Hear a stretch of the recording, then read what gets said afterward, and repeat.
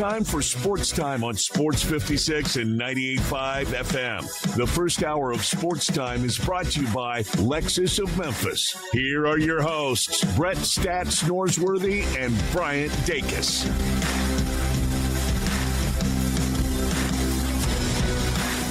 Welcome into Sports Time. Bryant and Landon with you this afternoon. No Brett Norsworthy. He's out the rest of the week, making the trek up to Kansas City for his big weekend. He's going to see the Cardinals and the Royals. He's going to the World Cup game or World Cup match, I should say, on Saturday. So he's got a big weekend. He'll be back with us next week. But Connor Dacus producing for us. A lot to get into over these next 3 hours. Is Thursday, we've got some Major League Baseball going on. We've got the U.S. Open on. We've got some World Cup action, a little bit of everything. We're one day closer to the NBA draft. And speaking of the NBA, the New York Knicks with their parade earlier today in New York City. We'll talk a lot about that. So time to get into. But Landon, how are you this afternoon? Man, I'm doing pretty good today. World Cup and College World Series are awesome right now, and I am absolutely loving it. You mentioned the U.S. Open. Who is your pick?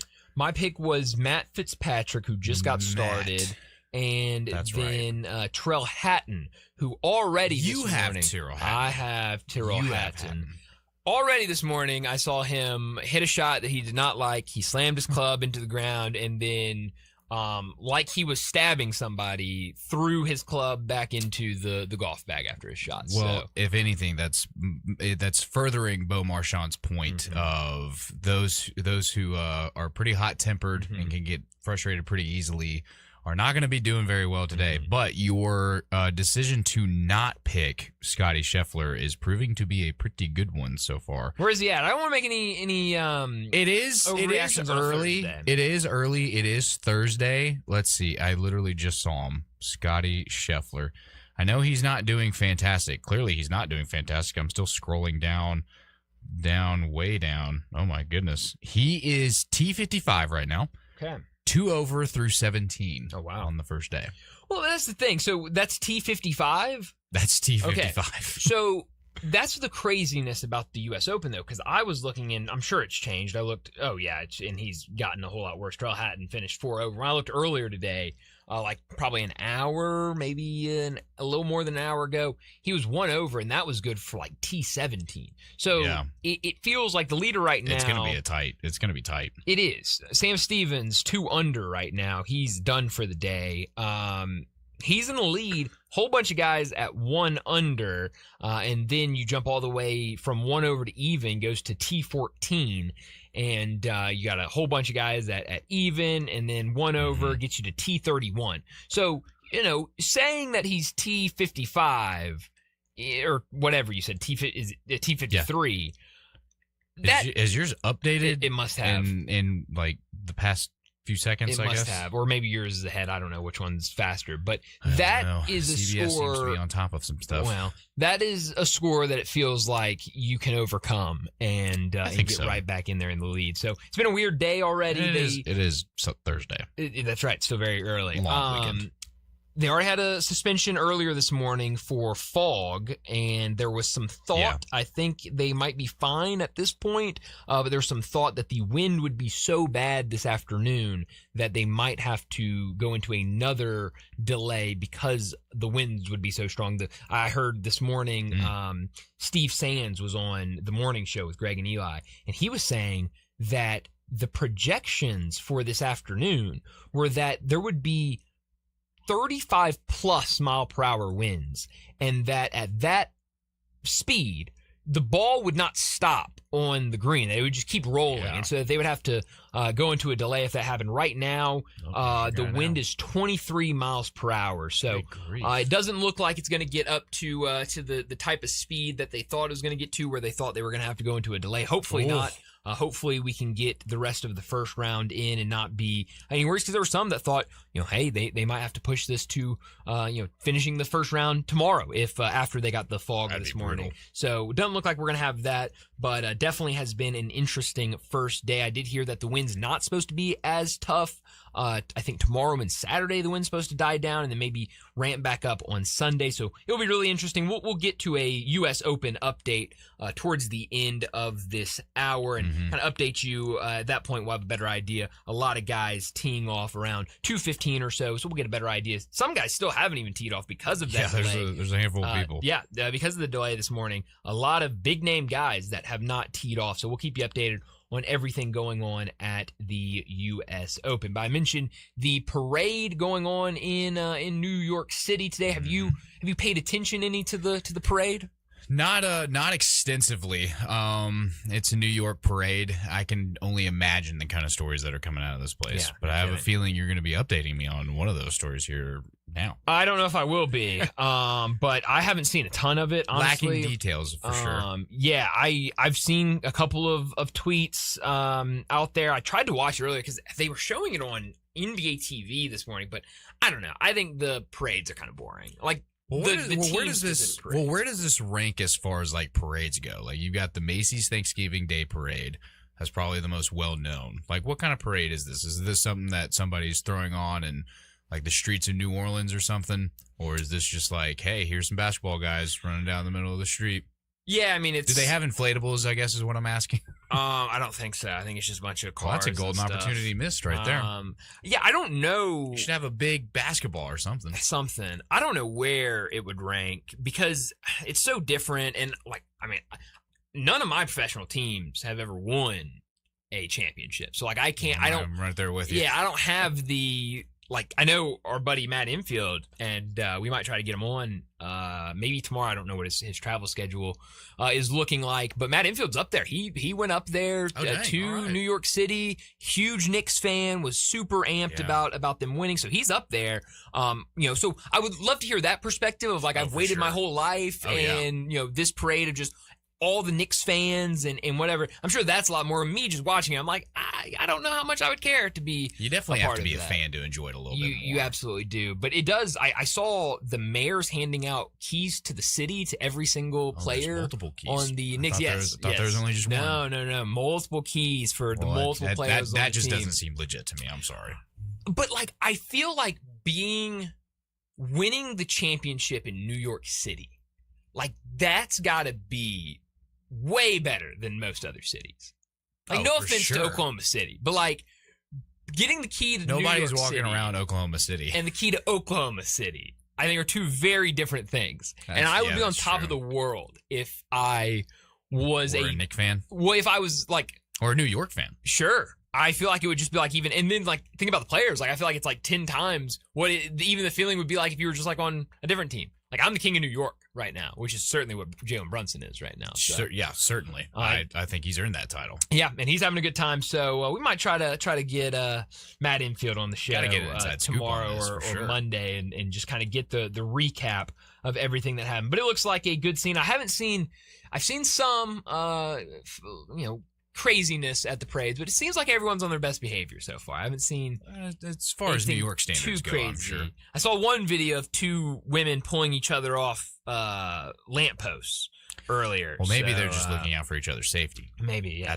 Don't get up there. You need to get down. So yeah, gotta stay on the street. It's a parade. Yeah, but now with that happening today, it feels like we are kind of turning the page officially to the offseason. We'll see Keith Smith going to join us in about an hour. We'll talk all things draft as we are less than a week away from both the first and the second round of the NBA draft. A lot going on there, but also trade rumors pretty much everywhere. We'll see if Giannis is moved ahead of the NBA draft next week. It sounds like the Bucks are operating like a team that plans to have multiple first-round picks in this year's draft, so we'll see if that ultimately happens. And speaking of I know Brett and I have talked about it a lot. We haven't talked about it a ton, or I haven't talked about it a ton with you, but this discussion at number 3, do you have one way or the other that you would like next Tuesday to play out for the Grizzlies. I just hope they go out there and choose the best available player. I was talking with J-Ham a little bit earlier about this, and really you can't go wrong at that spot. It's kind of hard to mess that up with how much talent you have at the front of all this. I think me personally, I'd love to see the Grizzlies pick up Cam Boozer. Yeah. I think that's my pick there. But if it is a Caleb Wilson, I wouldn't be mad at that either. But what about Darren Peterson? Are you? I think that's the other thing too, is in the craziest of scenarios where for some reason AJ or Darren don't go 1 and 2. If Darren's on the table, that's just too much talent to pass up. Yeah, I just don't see how you can do that. Yeah. That would be like, I don't know, how did I describe? I described it really weirdly with Jay. I described it as like if a place was known for like their sauce, and you went over and you were like, "Give me fries, but don't give me the sauce." That's kind of like that's as pointless as it would be to pick up not pick up Darren Peterson. Yeah, no, I mean I get all of the I think that makes sense. Yeah, I think it does. Makes complete sense. It was just the first analogy that came to my brain. No, I think it's fine analogy. I think I was thinking about food at that point. Well, you're probably hungry. I usually am. Yeah. But no, I understand the worry about Darren Peterson, but if he's there at number 3, I think you take the risk of something happening with how good of a player he is. And something that you said that has stuck out to me about Darren Peterson is, what was the Kansas coach's name? Bill Self? Bill Self, yeah. Bill Self describing him as the greatest athlete he's ever coached. Yeah. That speaks volumes to how good this guy is. So if you have that high praise and that high of an accolade to your name, how can you not take him? Yeah, I mean, Bill Self's coached some really really talented players. Yeah. And so to have that praise. Now, I think people would push back on that and go, Bill Self was miserable with him on the team and the constant in and out. I still stand Doesn't take by away from the statement. That's exactly right. I still stand by that. I almost think more of Darren Peterson for the constant in and out more than I do of just like I'm shutting it down completely. Mm-hmm. Because to me, and you can argue this, and I think you can very easily argue this, I kind of view it more of, hey, he's trying to get out there. He wants to be out there. He wants to be on the court, instead of a guy that's like, hey, I'm not feeling it. I don't really care about college basketball. Mm-hmm. Just I'll worry about the NBA. I'll just sit on the bench and we'll see. And we will worry about it in the NBA. So yeah, I'm all in on Darren Peterson. I think if he's there, I don't think he'll be there. I think Utah's going to ultimately take him at number 2. Yeah, but how could you not? Yeah, it feels like a lot of people are almost coming around to the fact that maybe he could be available there. It's certainly been a big talking point. I mean, just get the best available player. I don't think you can go wrong with that third pick. No. It's whoever's there, just take them. Do you have a guy at 16 that you like? Have you even really thought about 16? I think there it might get a little bit more tricky. I believe ESPN has the Grizzlies picking up Christian Anderson, point guard from Texas Tech. Christian Anderson, man. That what was are your thoughts on Acuff? Oh, I love Acuff. Acuff's not going to be there at 16 though.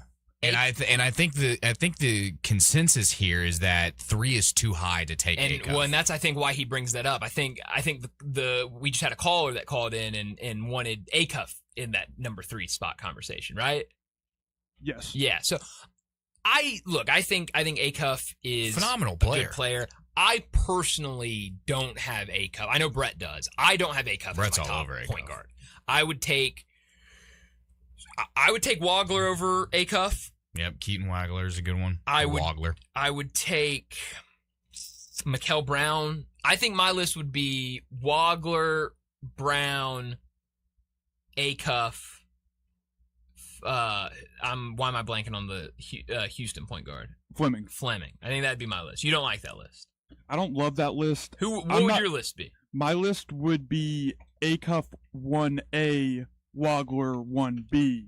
Then I would go Fleming, then Brown. The only issue that I have, and probably a couple months ago I would have had Fleming as my number 2, but I I don't know. It doesn't sound like he's had a great draft. You know, I didn't watch Fleming a ton earlier in the year, and Yeah. I was seeing all this like super high praise, and then at the end, I wasn't super impressed. Yeah. Well, so okay, here's the thing. Here's the thing about why I don't have Acuff as my number 1 point guard or my number 2 point guard. I've been in love with Mikael Brown since he was in high school. Like, I love that guy. He rocks. I'm really worried about Acuff's defense, and I don't know how much that's going to improve. Who needs defense when you're scoring 28 a game? It's a great point. But Great offense can be a great defense. I just like that size with Wagler. I think you can maybe turn him into more of a different guy. I've gotten crazy. I've said that you can turn Wagler into SGA light, which might be crazy, but Sounds crazy. kind of same build, kind of a lanky, bigger guard. But no, Acuff's a great player. I do think that the Grizzlies are having those conversations about Acuff and what they want to do. And there is a realistic path where they could trade up and draft Acuff. I've seen that the Nets, who I think are at pick 6, that they are very open to trading down.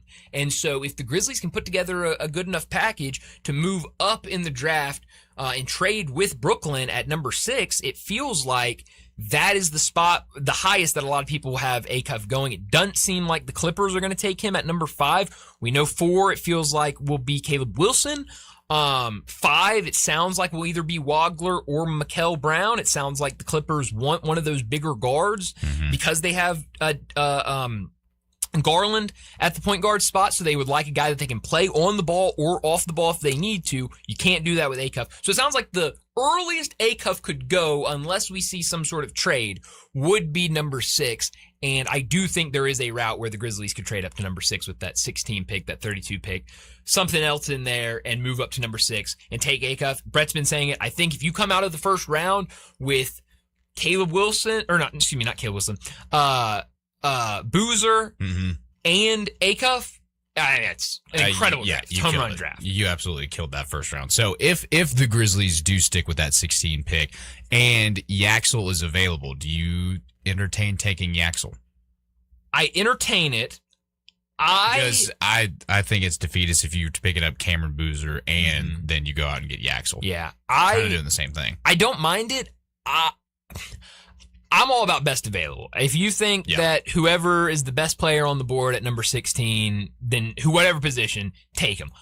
But I do like the idea of, if you take Boozer at 3, maybe taking more of a guard at 16. But I've seen a lot of people that are like, no, don't do that. Go the other direction. So would Christian Anderson be a great pickup at 16? I would love Christian Anderson at 16. Christian Anderson's very interesting because it feels like people either love him or they hate him.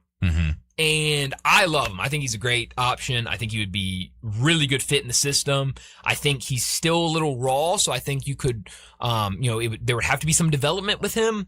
But I think and I know Nathan Grubel, who we're going to try to have on the show again before the draft on Tuesday.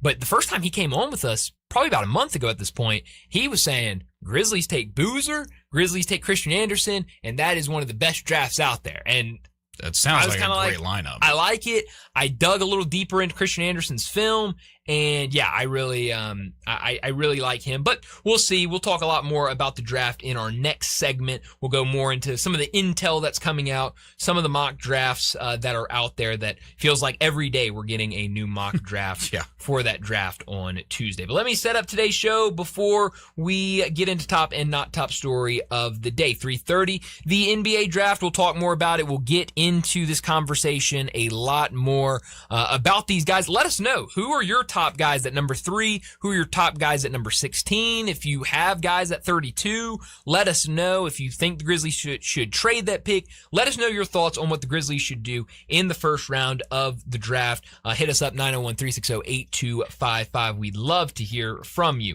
We'll talk draft in our next segment. 3:45, we'll give you a U.S. Open update. Around that time, we'll have a better idea of what's happening in the first round. So we'll talk about that leaderboard at 3:45. 4 o'clock, Keith Smith from Spot Track and the Front Office Show. He'll join us at 4 o'clock. A lot to get to with Keith. We'll talk about the Knicks, winning the NBA Finals. We'll also get to the offseason, trades, free agency, and the draft. We'll do all that with Keith at 4 o'clock. 4:30, we'll talk some baseball, a little bit of college and Major League Baseball as the College World Series is set for the final round. North Carolina, we talked a lot about them yesterday afternoon, getting the job done against West Virginia. And then last night, Oklahoma, who was a heavy underdog entering that game. I think when we were on yesterday, Georgia was a minus 210 favorite going into that game. Oklahoma wins it. They don't need a second game. So both those teams that were already on the winner side of things advancing to the finals should be a really fun one. That action getting started on Saturday. So we'll talk a lot of baseball at 4:30. 4:45, big number of the day. 5 o'clock, Greg Gaston. He'll join us to talk Tigers. Plenty to talk about with the Memphis Tigers. A lot of football, as it feels like every day we're getting lists, we're getting predictions, we're getting things out there. Also, earlier this week, we got an update on Simmons Bank Liberty Stadium, all of the renovations that are happening over there. It sounds like, according to the athletic director, Dr. Ed Scott, everything will be completed and finished by that first home game against Arkansas State in week 1. So we'll talk a lot about that. Earlier today, they had Austin White on the show. He's the project executive for MFA Program Management. He has been in charge of all the renovations over at Simmons Bank Liberty Stadium. Really, really fun interview, kind of giving more insight about everything that will be kind of new or updated at Simmons Bank Liberty Stadium. So we'll talk a lot about that at 5 o'clock. 5:30, we'll talk about what's trending, probably give you another U.S. Open update around that time, and then we'll wrap up today's show like we always do at 5:45 with Moe's Crunch Time. Let me remind you, we're in our Family Leisure Studios where family and fun come together. Summer, it's right around the corner. It's time to get those backyards ready for the ultimate pool party. Above ground pools starting at $39.99, installed with in-ground pools starting at $49,999. All in-stock patio furniture is priced to move with 5-piece patio furniture sets starting at $999. Outdoor sectionals, they're starting at $12.99 and get a free umbrella and a base with select patio furniture sets. But don't forget about the hot tubs and the swim spas. Even though it's hot outside, get ahead and purchase those hot tubs and swim spas. Hot tubs starting at $34.99 with swim spas starting at $16,999. Special financing is available, and if you mention this ad, get $200 any pool or spa purchase. So head out there to Family Leisure, 2120 Whitten Road, just north of I-40. I mentioned it already, but we'd love to hear from you. Anything about the draft or anything else that we discuss today, hit us up. Sissy's Log Cabin, listener line 901-360-8255. Texts or calls, direct them all to that number. We'd love to hear from you. And as always, this first hour brought to you each and every afternoon by our friends over at Lexus of Memphis. Brett tells you all the time about the fine folks over at Lexus of Memphis, those beautiful vehicles that they have on the lot, and we appreciate them every afternoon being a part of the show. But let's go ahead and get to top story of the day. Top story of the day. Well, my top story of the day, it is the U.S. Open as it started earlier today. I mentioned it already. A couple of delays that have already backed things up. I guess one delay. There was a thought of a second delay. Hopefully, we won't get into that second delay, but the morning it was the fog that made it a big issue for a lot of the golfers. So they had to take a break. They were able to get back out there, but that backed everything up about an hour plus out on the course. So we've got a lot of guys that still haven't even teed off today, but in U.S. Open fashion, the leader right now we have two leaders up there.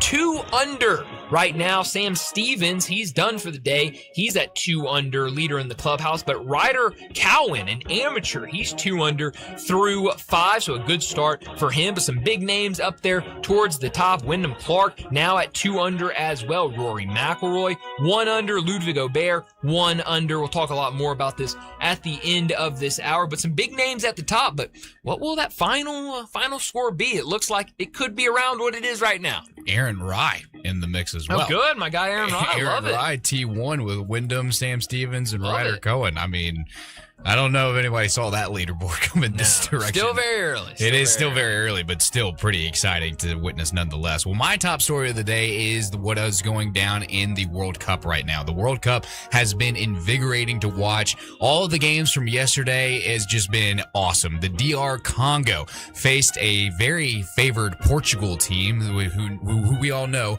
is the home of Ronaldo.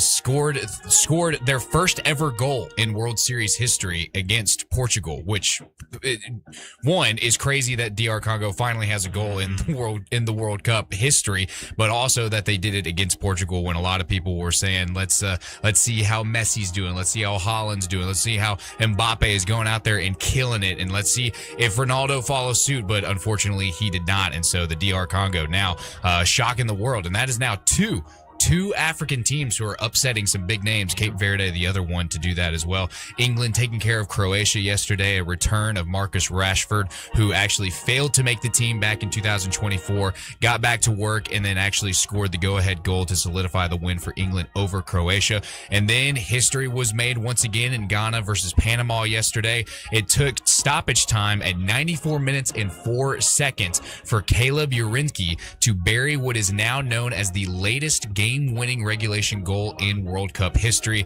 And then last night, Colombia just did what needed to be done against Uzbekistan, as Luis Diaz, who is regarded as one of the best wingers in the world of soccer, had a very impressive game. Colombia wins that 3-1. But coming down the bend is the most important game for us Americans, as the United States take on Australia tomorrow at 2 o'clock. And I've been seeing this everywhere, is what is, and I'll ask you, Bryant, Connor, you can join in as well.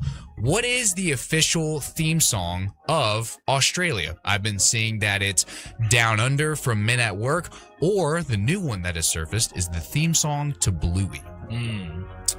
I probably have to go Down Under. I know Down Under is more universally known. Yeah, I would go Down Under. I was about to say, Bluey's got to be. I've never watched. It's Bluey before, before, the so. most popular kid show. I know by all about like it, a century. but I've never watched it. So It's got a really catchy theme song. I know. Yeah, I've been seeing a lot of memes about America's theme song finishes, and then cue up Australia's. I guess it's got to be Down Under. It's the most well-known song. But Bluey, I mean, you're right. It's very popular show. Oh, it's very everyone, popular. even if you've never seen it, you know the theme song. You know it. So that's not bad.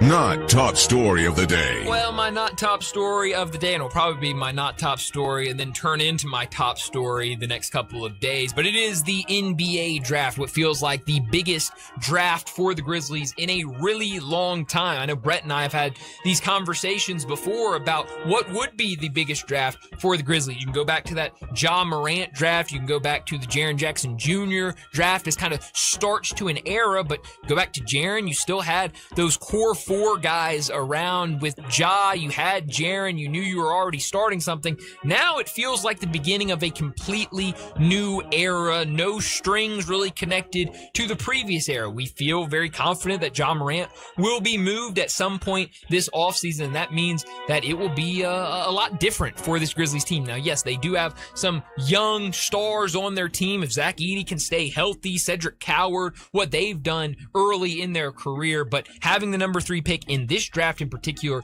is huge. It feels like the pick is going to be Cam Boozer, but we will see how it all plays out over the next couple of days. Obviously, all the talk about Darren Peterson, but it should be a fun next, 5-6 days until that first round of the draft. Obviously, we'll see what type of moves are made by the Grizzlies and around the entire association, but should be a really fun next week leading up to that draft. Yeah, for sure should. Well, my not top story of the day is the stage of the College World Series is officially set. You've got North Carolina, which just about everybody has regarded as the most consistent team in college baseball right now. They have the depth, they have the talent, the athletes, they have everything you need for basically a perfect baseball team. And then on the other side of the ball, you have Oklahoma, who technically should not even be here right now, but they have chosen to be white hot at the exact right moment in their season. And it just seems that nothing can stop them right now. I've been describing it like this all day long. It's It's the unstoppable force in Oklahoma meeting the immovable object that is North Carolina. I think we're going to be in for a really good treat in this World Series. I was talking earlier with Tim Doolin today, and we both agree that this series is likely going to go to all three games with, just every little moment, every little play hanging in the balance. But this should be a really, really fun series. And I know we'll talk about it a little bit more, and I know we got to get to a break here. But man, for someone who's not exactly over the moon about baseball most of the time in my life, I'm pretty pumped about UNC versus Oklahoma. Yeah, it's going to be fun, and the way you described it kind of sounded very similar to the NBA Finals, where everyone kind of saw the Spurs as the better team, the more consistent, best team, but then you had this, just on a roll. This Knicks team that just hadn't won a game or hadn't lost a game in forever. Kind of seems like the same with Oklahoma and North Carolina. But that'll do it for top and not top story of the day. Let's get to our first break, and when we return, we'll talk more about the NBA draft, the first round on Tuesday, the second round on Wednesday. We'll discuss it more next on Sports Time. Add a little fun to your lunch break. Join Johnny Radio for Sports 56 Happy Hour from 11 to 1 every weekday on Sports 56 and 98.5 FM. Your home is your best investment, so why not make it the best it can be with help from Gates Lumber? Start with your front door, serving two purposes, curb appeal and security. Gates has solid construction doors built for security, durability, and beauty. See and compare wood, steel, and fiberglass options side by side at Gates Showroom. It's easier to choose when you can see and touch real doors with real assistance from knowledgeable staff helping you choose the right door for your home and budget. So don't just replace your door, upgrade your protection, and Gates Lumber is the right choice. Family owned and operated, serving you for over 100 years with free estimates, free delivery, competitive prices, and quality products. Call 901-942-3201, go to gateslumber.com, or come by their showroom, 1253 South Bellevue Boulevard. Gates Lumber, celebrating over 100 years with a passion for craftsmanship since 1920. We talk all the time about what a fantastic neighborhood bar Bell Tavern is, but don't just take our word for it. Go to Yelp and see all the great things other people have said about Bell Tavern. Person after person talks about the cool atmosphere in Bell Tavern. They rhapsodize about how friendly they thought the staff was. They go on and on about what an amazing find Bell Tavern is. Tucked in Barbaro Alley, downtown. People from all over the country pat themselves on the back for discovering Bell Tavern. You can pat yourself on the back for finding Bell Tavern, too. Go ahead. Feel smug. At Gossett Volkswagen on the Pike, it's the Volkswagen Driver Days event, and it's drivers wanted. If you're looking for sporty, we Gossett 2026 Jetta S. Just $249 a month, $249 a month for Jetta S. Luxury just got a new definition in 2026 Tiguan 2.0 TS. Now $269 a month. Brand new Tiguan S, $269 a month. And right now, Gossett Volkswagen on the Pike's got 2026 Atlas SE, only $329 a month. That's only $329 a month for a brand new Atlas SE. Ready for a new ride? We got you covered at Gossett Volkswagen on the Pike, 1875 Covington Pike, or shop online anytime at GossettVWMemphis.com. If you want it, we got it at Gossett Motor Cars. Atlas TC 564,681, MSRP 41,911, Jetta TMO 312,217, MSRP 25,791, Tiguan TMO 43,763, MSRP 32,881. Includes all rebates and incentives. Must be financed through Volkswagen Credit PF 895. Excludes tax title license with approved credit. See dealer for complete details. Offer in 6/30/26 dealer stock only. In the military, the mission was clear. You knew what to do. Now, the mission has changed. Stepping into civilian life isn't about finding a job. It's finding your purpose. I wanted a career that would leverage the skills and discipline I gained in the military. IT just felt right. My Computer Career offers class schedules that fit into your life and skills in high demand. Put your VA benefits to work. Visit mycomputercareer.edu/CWP to jumpstart your IT career today. An elite CompTIA certification partner. Financial aid is available to those who qualify, including VA benefits. Sports 56 traffic.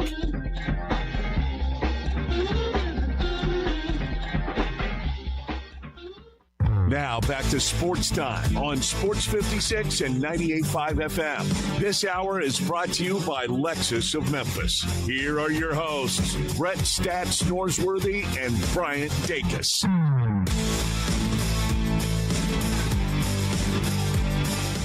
Well, we're counting down the days to the NBA draft as the first round will take place on Tuesday, the second round on Wednesday. And we know the Grizzlies, as of right now, number 3 pick, the number 16 pick, and the number 32 pick at the top of that second round. So a lot can happen over these next couple of days going into the first round. But I think what we're confident in, and Brett and I have talked about this a lot, the Grizzlies are going to make the pick at number 3.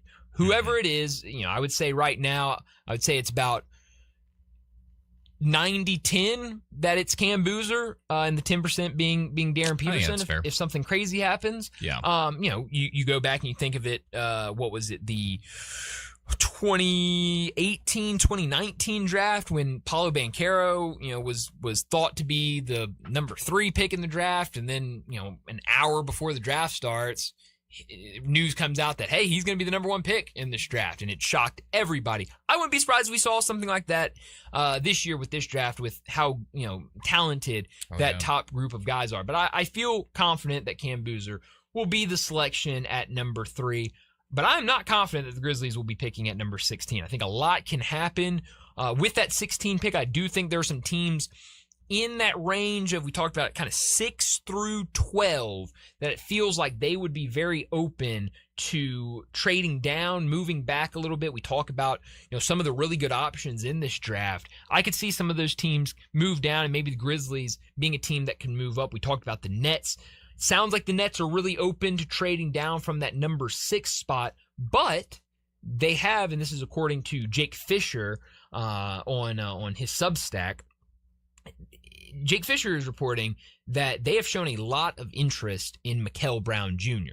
So that would make things really interesting if they stay at 6 and you have it play out to where 5, the Clippers take Wagler, 6, the Nets take Mikal Brown Jr., and then you've got the Sacramento Kings there at 7, where that would be the spot you could see Darius Acuff come off the board. Mm-hmm. Now, we've had the conversations in the past, and there have been reports out there. I know there was a report before the lottery that if the Kings did not get a top 3 pick, that they would be very open to trading and could be interested in trading for Ja Morant to have that star player to bring in and sell and get everybody excited about the future of, hey, look, Ja Morant's on the Russell court. Westbrook. Well, yeah, that's exactly right. They do have Russell Westbrook. My argument would be you could sell stardom with Darius Acuff Jr., and it would be a whole lot cheaper than trading for Ja Morant. It'd be very much cheaper. So I don't know where the Kings are, if they would be open to trading down. But I don't think the Kings know where the Kings are. That could be true. It doesn't feel like they ever really know where they're going. No, not at all. I've seen some reports that the Mavericks could be interested in maybe moving down. You see the Warriors could be a team that could move down. So it seems like there are teams out there that could be open to moving around. I found this mock draft over at The Athletic. It was published earlier today by Sam Vecini, who does a great job covering the draft. He has the top 3, kind of how everybody has the top 3. DeBonza at 1, Peterson 2, and then Boozer at 3. He doesn't have any trades in here, so this would just be straight the Grizzlies taking number 16. He has the Grizzlies taking Bennett Sturtz at number 16 from Iowa. Do you have any thoughts on Sturtz? No, not a lot on him. Actually, one of the things that I was looking at is we know that if at that number 3 spot, if you go with Cameron Boozer, kind of a more big guy role for him to play there. Around that time too, a guy that I'm actually a personal fan of is being projected to possibly go to the Thunder at pick 17 is LeBaron Philon Jr. Yeah. Would you be mad at a Grizzlies picking up a LeBaron Philon at 16? No, I wouldn't hate LeBaron Philon at all. I'm trying to see where they have Philon. Yeah, where does he have Philon going? Wow, he has him falling. Oh, really? Is there something that happened that we don't know about? I don't think so. Or is he just not high on him? He has him going at number 21 to Detroit. So okay, I mean that's somewhat. Yeah. That actually ESPN, that's where they have Bennett Sturtz going to the Pistons. So kind of flipping yeah. those two. No, I wouldn't mind LeBaron Philon. I don't know how I feel about Bennett Sturtz. Obviously a great 3-point shooter. Yeah. I would be curious to see how he translates translates his game to the NBA level because he's a 6'3" guard. We've seen a lot of catch and shoot with him at the college level, and so I'd be really curious to see how that translates in the NBA. This from Sam Vecini says that I have them standing pat here, the Grizzlies, and taking Sturts, whose name I've heard associated with nearly every team from 16 to 21. So could go as high as 16, go as low as 21, maybe even lower than that. I will say that I have heard Bennett Sturts, one of the guys that has worked out for the Grizzlies. Bennett Sturts felt like it was his best workout with the Grizzlies that he did in the draft process, or I guess at that point had done in the draft process, and he said it was the toughest workout that he has done in the draft process. So good praise for the Grizzlies, I would say. Yeah, well, yeah, I've always heard that the Grizzlies, their pre-draft workouts are just insane. Like, they're just nuts. They just throw them through the ringer to see what they've got. I mean, might as well. It's the NBA. I mean, yeah. So, but if he just had, you always hear these stories of guys that they just have that kind of unconscious workout where it's like everything's clicking, everything's going their way, and they can't miss, they can't do anything wrong. Maybe he had that type of workout with the Grizzlies, and the Grizzlies feel very strongly about him, and they take him at 16. What do you think of Sturts, Connor? I like Sturts, but I was going to pose the question, what are y'all's thoughts if the rumblings aren't just talk and Peterson does fall to 3 at 16? Like, what do we think for 16? We've talked all guards, Okori, Anderson, if you do pick Sturts. him up. What are your thoughts at 16? I think in that case, if you get Darren at 3 and somehow, some way Yaxel's available at 16, then you pick up Yaxel. Yeah, I mean, kind of what we were talking about in the first segment of I don't think you necessarily have to go, okay, there's not like a format to this It's thing. not like we're taking a big at 3, we've got to take you have to go the opposite guard. direction. Yeah. No. But obviously, and one thing that, is going to be the question about Darren Peterson is what will he be in the NBA? I think he's going to be a good player in the NBA, but what role does he play the best? He has come out and said he wants to be the lead guard in the NBA. And that is one of the big issues right now with the Utah Jazz, because their lead guard is Keontae George. Keontae George and Darren Peterson have the same agency representing them. Keontae George is up for an extension after next season. So the agency and those two players don't love the idea of Peterson coming in, wanting to be a lead guard, wanting to have the ball in his hands a lot, and taking some of those touches away from Keontae George, or vice versa. So if he wants to come and be a lead guard, well, if he falls to 3, that's your answer at the lead guard. And then I think you feel confident enough with, whatever happens to Jerome, Pippen, Spencer, even if Darren Peterson has to play the 2, you feel comfortable with those 3 guys to play the point guard. So yeah, I mean, I think you have options in that area of 16. I'm just looking at some names here. Dalen Swain, I think, would be a great pickup. They have him going 17 to Oklahoma City. I think that'd be a great pickup at 16. Alan Graves, the 6'8" forward out of Santa Clara, I think that would be a really nice pick. Then you kind of get into the conversation, and don't let me forget to ask Keith Smith about this guy. And hopefully, if we can get Nathan Grubel on before the draft, ask him. I feel like I have a decent feel on just about every first round projected draft pick, mainly because most of them played college basketball last season. I was able to watch them. Kareem Lopez is the one guy that I just cannot pinpoint. Like, I cannot figure out what type of player he is, what he's going to be at the next level. And it really doesn't have to do with the fact that he played overseas. Yeah. I just watch his game and I'm like, I don't know. But he could be a guy that if, the Yaxels and those type of guys aren't available, maybe that's a guy that you go with at that 16 spot. Do you have a feel on Lopez, Connor? Have you paid much attention to him? No clue on Lopez. I just don't have a feel on him. I don't really know. This is what his little quick blurb on The Athletic says: big and skilled for his young age, but movement and agility leave a lot to be desired. That's about as questionable as you get. I don't really know what to do with that. But Kareem Lopez, it feels like the people that are high on Kareem Lopez are like, that dude's going to be a monster. Like, that guy is going to rock. And I don't know. The Athletic says that his range is anywhere from 11 to 25. For Kareem Lopez? Yes. Oh, my gosh. That's crazy. 11 to 25. That is quite the margin to have Do somebody. you think it's like an NFL incoming? Do you think it's like an Anthony Richardson type of deal? He's got the size, he's got the athleticism. Does he have the abilities to play in the NBA?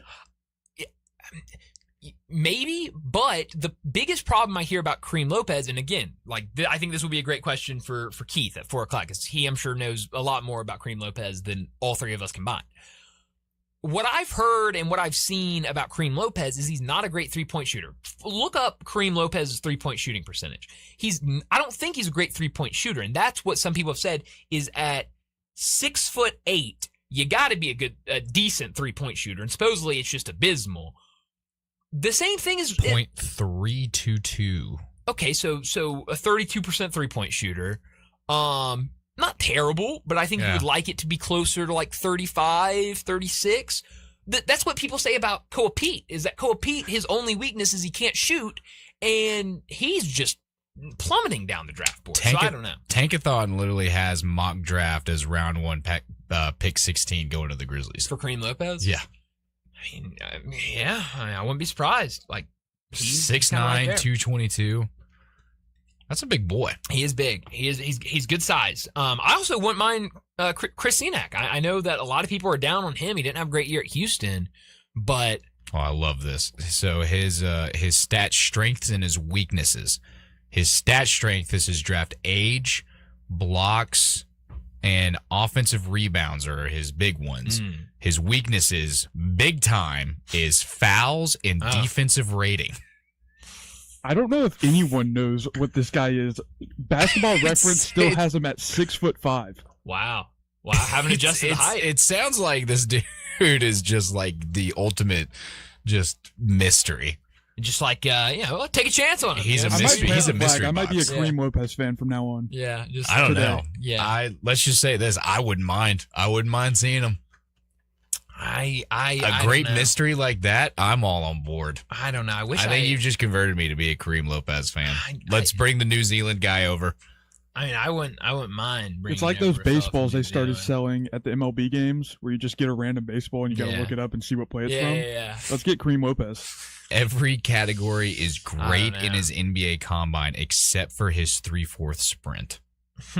His 3/4 sprint apparently was horrible. 3.32. Well, we're going to ask Keith about him. Because it sounds like he's athletic and then he's not. Yeah. It sounds like he's a great shooter and then a horrible defender. I don't know. Well, it sounds like everything that both of y'all have said from different websites, it's kind of like we really don't know what this guy is. What do we do if Keith doesn't know? I don't know. Then we call the Grizzlies and say, pick him up. We need to figure it out. Yeah, we'll just play it on the fly. We'll just figure it out. But no, we'll talk more about the draft when Keith joins us. But yeah, a lot of intel coming out as we get closer and closer to the draft. I mentioned this yesterday, and I wanted to get this in before we got to a break. I've been saying that sounds like the Clippers. You go to pretty much any mock draft, and at the 5 spot for the Clippers, it either has Keaton Wagler or Mikal Brown Jr. in that spot. And I found this interesting. This was part of Jake Fisher in his draft intel from a couple nights ago. Said, quote, "There's a clear distinction, mind you, in how these two have gone about their pre-draft processes. Sources say Wagler and Flemings competed head-to-head in workouts at the Clippers facility last week, with word circulating that Wagler emerged as the more impressive prospect in that setting. Brown, meanwhile, had been exclusively holding 1-on-0 workouts in Orlando, which we've already reported, including a somewhat surprising visit from John Horst and the Bucks front office. Milwaukee currently holds the number 10 selection overall. When it comes to the lottery, the Bucks will certainly need a pick higher than that to have a shot at Brown." So I think the biggest thing there is that Mikal Brown, who dealt with injuries all season, that lower back at Louisville, has only done 1-on-0 workouts for NBA teams, which kind of worries me. Yeah. maybe that's just he's been injured. We don't want him to get hurt again before the draft. I still like him as a prospect, but we will see a lot more intel will come out in the next couple of days, and we'll talk a lot more about the draft at 4:30 or at 4 with Keith Smith. Right now, we need to get to another break, and when we return, we'll give you a U.S. Open update. Earlier, it was not a lot of guys at the top. Now, a ton of guys T1. We'll discuss it next on Sports Time. We are Sports 56 and 98.5 FM. Hey everybody, June is about baseball, hot dogs, apple pie, and a new All-Star Chevrolet. Because staycation or vacation, it begins right here in Olive Branch. So let's see how low your payments can go. Come to All-Star and see what 0% financing for 5 years on all these new Silverados will do for you. Because your good credit deserves it. Military and first responders, you get an extra $500 bonus. And All-Star Chevrolet has pre-owned makes and models for any budget. Price in the 10s, 15s, or 20s. Or you can go big with a Tahoe, Traverse with the third row seating, Corvette Stingray. Oh yeah, pre-owned Silverados, they always got them. And for your commercial and fleet needs, All-Star Chevy is a top-rated business elite dealer. Express cargo and express passenger vans, they are there in Olive Branch. And if you have any vehicle you want to sell, bring it here to All-Star Chevy in Olive Branch and get the most money for it today. Together, let's drive. Don't miss the best sale of the summer event going on right now in Olive Branch at All-Star Chevrolet, or go to allstarautogroup.com. Old Dominick Distillery is pouring Memphis pride into every cocktail. From the winning atmosphere at its downtown Memphis distillery to award-winning craft spirits, Old Dominick is pure Memphis spirit through and through. Swing by the distillery bar for a pregame cocktail or celebrate your wins with a guided tour and tasting. Old Dominick Distillery. Come for the spirits, stay for the experience. Cheers to Memphis. Learn more at olddominick.com. Shop the Sherwin-Williams sale and get 30% off Super Paint, Super Deck, and Woodscapes products June 12th through the 22nd. Whether you're refreshing your interior or exterior, we've got the colors to bring your vision to life. And with delivery, getting everything to your door is easier than ever. Shop online to have it delivered or visit your neighborhood Sherwin-Williams store. Retail sales only. Some exclusions apply. See store for details. Delivery available on qualifying orders. Finding great candidates to hire can be like, well, trying to find a needle in a haystack, but not with ZipRecruiter. Its powerful technology actively finds and invites qualified candidates to apply to your job. So while other companies might deliver a lot of hay, ZipRecruiter finds you the needle in the haystack. See why 4 out of 5 employers who post a job on ZipRecruiter get a quality candidate within the first day. Try ZipRecruiter for free at ZipRecruiter.com/free. That's ZipRecruiter.com/free. ZipRecruiter. Now back to Sports Time on Sports 56 and 98.5 FM. This hour is brought to you by Lexus of Memphis. Here are your hosts, Brett Stats Norsworthy and Bryant Dacus.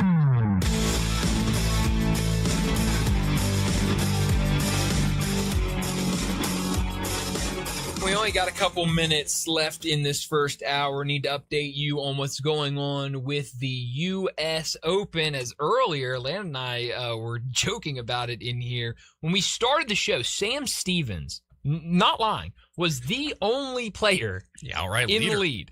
He was 2 under in the clubhouse, outright leader. Right now, there are, count them, 1, 2, 3, 4, 5, 6, 7, 8 guys T1 at 2 under. A lot of these guys just starting their round, so still very early. Maybe things will change. Maybe we get a leader that gets a little bit lower than 2 under, but I assume a couple of these guys will probably fall apart. Yeah. I feel like a lot of these guys will fall apart as the round progresses, but you're still seeing a lot of wind right now. Earlier when we were looking, it was about 23 mile per hour winds, still around there, about 22, 23 mile per hour winds. But a couple of the big name guys up at the top. Xander Schauffele is 2 under. You have been shocked that Xander Schauffele is I'm usually not a big believer in Xander Schauffele and Colin Morikawa. I know both of them are really, really good, but in just recent memory in the past few years of following golf in the PGA Tour, these guys they're they just haven't wowed me. They haven't really won anything. They haven't really been competing that well. So I honestly, I'm a little bit surprised to see Xander Schauffele that high up. Yeah, so a good start for Xander, but again, still very early. He's just through 3, so that could absolutely change over the next couple of hours. Aaron Rai, our previous major champion winner, he is 2 under right now. Again, only through 4. He's in a tricky spot right now as he's on the Very much television. in the rough. So we'll see if he can maintain his way around the league. Well, now we have an outright leader. Oh, do we? Ryder Cohen. The amateur. How about that? I just saw a stat line. I love what they're adding under each one of their drives is how often they're hitting the fairway. Ryder has not missed the fairway yet today. Oh, that's great. Through 8, he has yet to miss a fairway.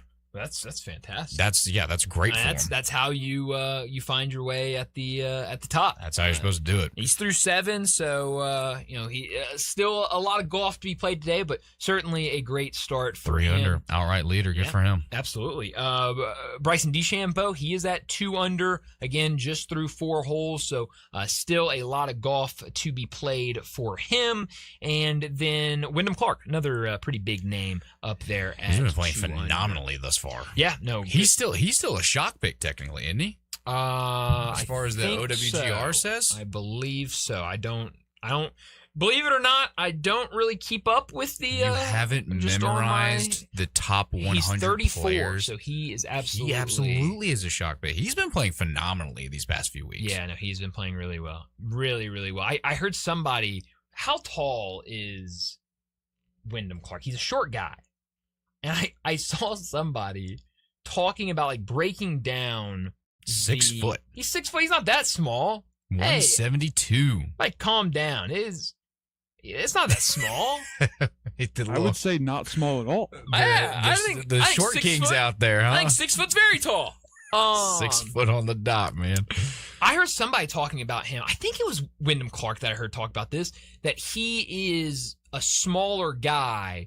So when he hits the golf ball, it won't go up as high, and it won't be as affected out there by the wind. And so, yeah, he'll shoot some low his height drives. is helping him. I guess so. But that is what I've heard about him. But Wyndham Clark, good start to the round for him. We'll keep you updated. Like I said, that delay earlier this morning has really backed things up. I believe everybody is out there. No, not everybody's out there. There's still a handful of people, but nobody really important. I was about to say, looking at these guys that haven't gone yet, everybody that amateurs. People care about, have teed off. So, yeah, and I don't know why, but this morning, me and J-Ham, I was just curious to see who is performing the worst out of all of the golfers right now. So I've been keeping a close eye on Hamilton Coleman. Okay. Hamilton Coleman is actually no longer the worst player on the tournament right now. He's 11 over on the day, but there's somebody who's doing worse. That is Robbie Higgins.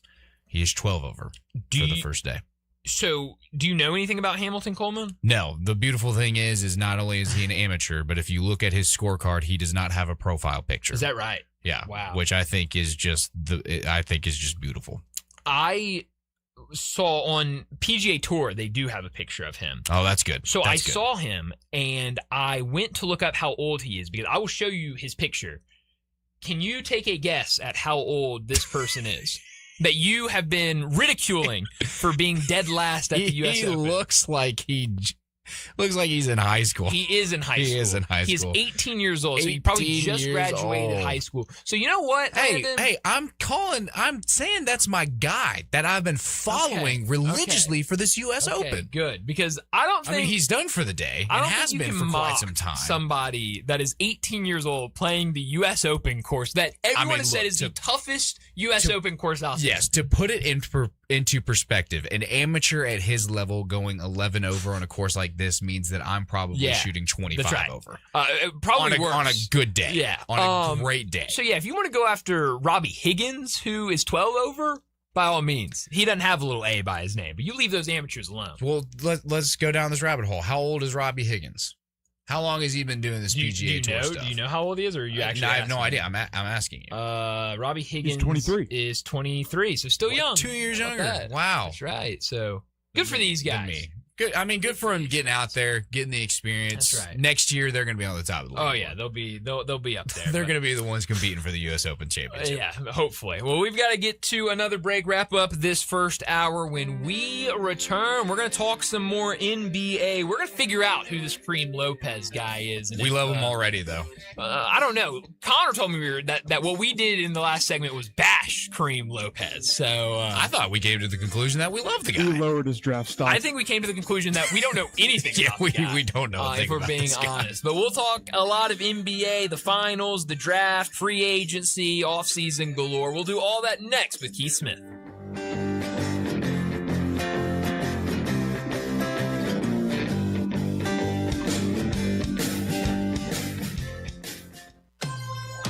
Be sure to download our Hub 901 app for instant access to Sports 56 and all the Flynn broadcasting stations from anywhere. Go to the App Store and get the Hub 901 app today. Hey, you ready to bang? Bangers Pickleball in South Haven is now open with 10 courts, a restaurant, and 3 bars. New to pickleball? No problem. Take a free Bangers 101 class to learn. Bangers offers a great time for everyone, and there's no membership required. Bangers even has events for you non-pickleballers like mahjong, trivia, whiskey, and wine tasting. Bangers Pickleball has it all. All the rage, all the fun, all for you. Please dink responsibly at Bangers Pickleball, 6787 Snowden Lane, South Haven, Mississippi. Let's bang. If wedding bells are in your future, you need an unforgettable engagement ring from a jeweler you can trust. And that's been James Gaddis Jewelers for over 60 years. With a huge selection and the best prices, James Gaddis is a master jeweler and diamondologist. Beautiful jewelry from James Gaddis is always the right choice. Choose from rings to earrings, necklaces to bracelets, and gemstones to watches. Layaway and financing available. James Gaddis Jewelers, 4900 Poplar, online at gaddisjewelers.com and Instagram at Gaddis Jewelers. Say I do at James Gaddis Jewelers. My name is Whitney Allen, and I'm a widow. My husband, Ryan, died. We never thought we'd ever have to use life insurance, but the unexpected happened. With Ethos, signing up was fast and 100% online. You can get a quote in seconds, apply in minutes, and get same-day coverage. No medical exams, and you can get up to $3 million worth of coverage. I'm grateful we were prepared. Get your free quote at ethos.com/play. That's ethos.com/play. Paid spokesperson. Time spent on application may vary. Online health questions required. You know that feeling when something is supposed to be complicated and then it's not? That's the Dobbs Brothers way. For your new Chevrolet, there's no games, no runaround, no surprises. Just straight answers from people who actually mean them. Buying a car shouldn't feel like a battle. And at Dobbs Brothers Chevrolet, it doesn't. Trust, transparency, and driving our community forward. That's the Dobbs Brothers way. Shop Dobbs Brothers Chevrolet of Bartlett today. Saturday morning at 10 o'clock, come hang out on the back porch. An hour full of the hottest topics and important people around the SEC and only the SEC. The Back Porch, Saturday morning at 10 right here on Sports 56 and 98.5 FM. Sports 56 traffic.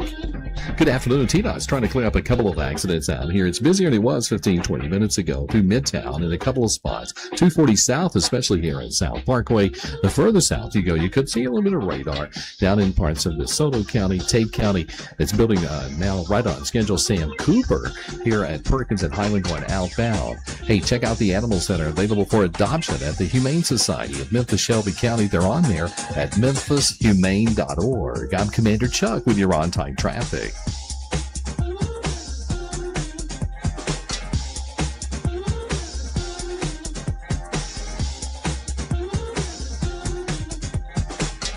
We are Sports 56, WHBQ Memphis, and W253DF Memphis with Greg Gaston and Eli Savoy. Weekday mornings from 7 to 10. Now back to Sports Time on Sports 56 and 98.5 FM. This hour brought to you by Landers, Ford, and Collierville. Here once again are Brett Norsworthy and Bryant Dacus.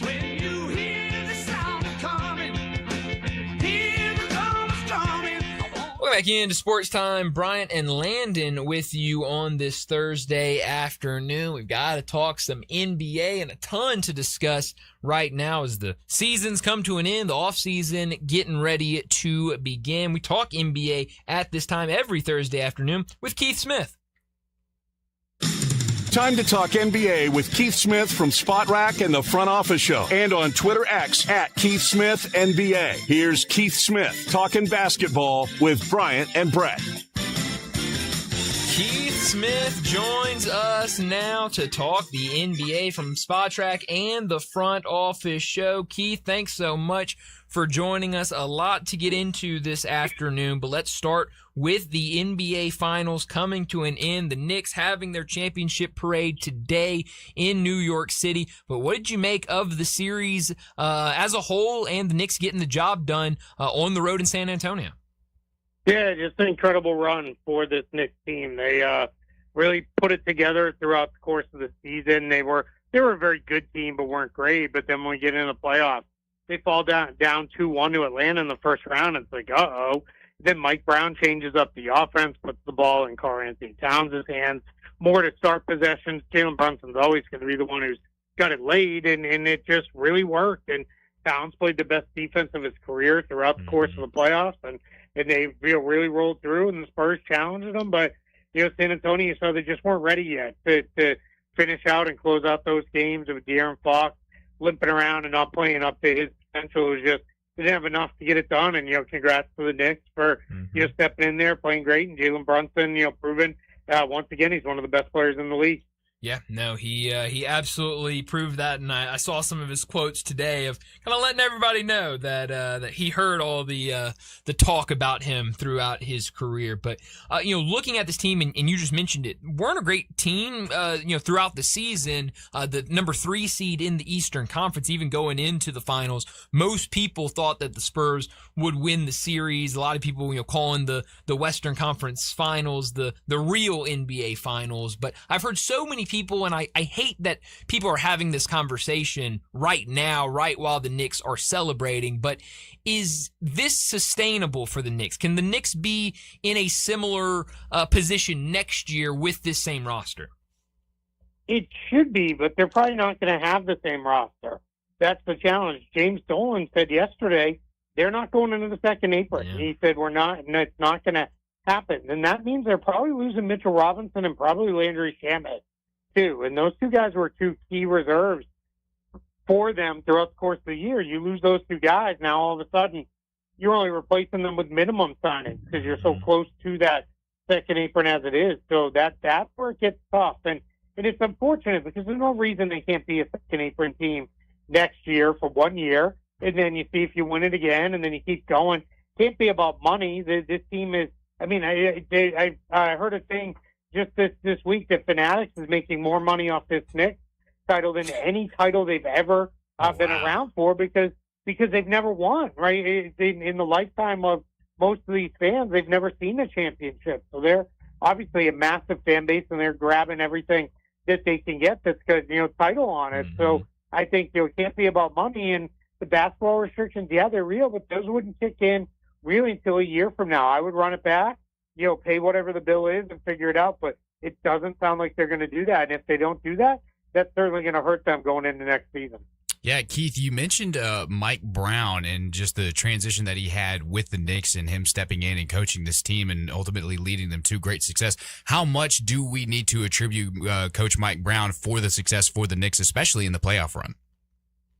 Yeah, I think there's a big part of it that goes to him. That Towns change is a huge one. You're basically changing the fundamental part of your offense to say, all right, we're going to run it through Towns instead of through the other guys. So I think that is a big thing that is just different. So I would I would say that's a big part of it here with that. So I think it's there. I think his defensive schemes were good. I think his substitution patterns were terrific. So he's owed a huge part of that.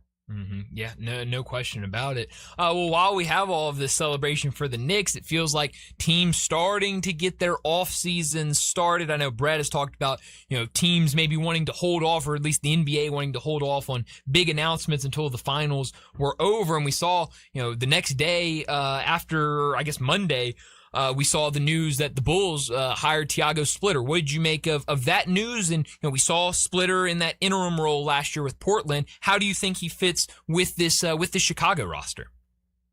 Yeah, I think he's a good, going to be a really good coach for them. If you look at what he did with that Trailblazers team he was brought in to be an assistant coach for, and that team was built for a team that was going to be coached by Chauncey Billups, and they bring that team together, and then a day into the season they get the call of, hey, coach is in jail, you're in charge now. Yeah.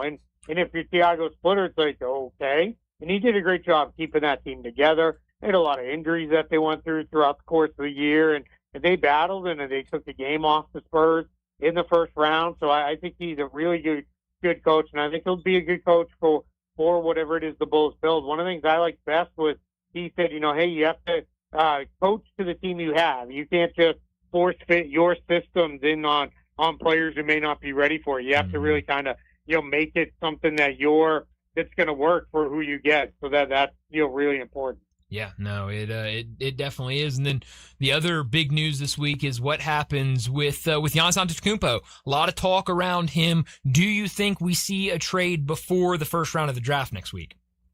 I do. I think the Bucks have gone too far with this already, and I think it's not that it'll necessarily be official, but definitely agreed to before the draft. Because I think they need to just move on and get things moving in a different direction. And I know there was some reporting out there this week that hey, they may go, and if they do, all right, that's not the end of the world. But for the Bucks, the important thing is you can only trade Giannis once. You can't. You don't give it. Man, that didn't work out. Let us get another shot at that. It's one time and that's it. And just like when the Blazers traded Damian Lillard, it was, all right, how are we going to get the best return we can for him? It's the same thing for the Bucks now with Giannis. So if they feel like by next week, by the draft, the offers aren't good enough, maybe they will let it go. But it's certainly not going to go past the start of the off season, in the early part of the off season, because you got to move on. Nobody wants this to stay together at this point from the team or player side. Yeah, no, I think you're right about that. Do you think it will be the Heat? I know the Heat feel like kind of the favorite right now. There's a lot of talk about the Celtics. I know you keep a really close eye on the Celtics. What do you make of maybe the idea of them trading for it? It would obviously have to include Jaylen Brown. Who do you think is in play for Giannis right now? Yeah, it's those are the two teams we know. The reporting from too many good, credible reporters is that those two teams are involved for them not to be. So then I think it becomes, all right, who's going to get the deal over the line? I think if it was Jaylen Brown and that was it, I think Boston would have already done the deal. I think the Bucks are looking for Jaylen Brown plus maybe a draft pick. And now through the Celtics, it's all right, well, we're going to wait you out a little, or you can take Miami's offer. Miami's offer it's fine, but it's not great. It's Tyler Hero, has no real value to a rebuilding Bucks team. And then you've got Jaime Jaquez, nice young player, but needs a new contract this summer and next.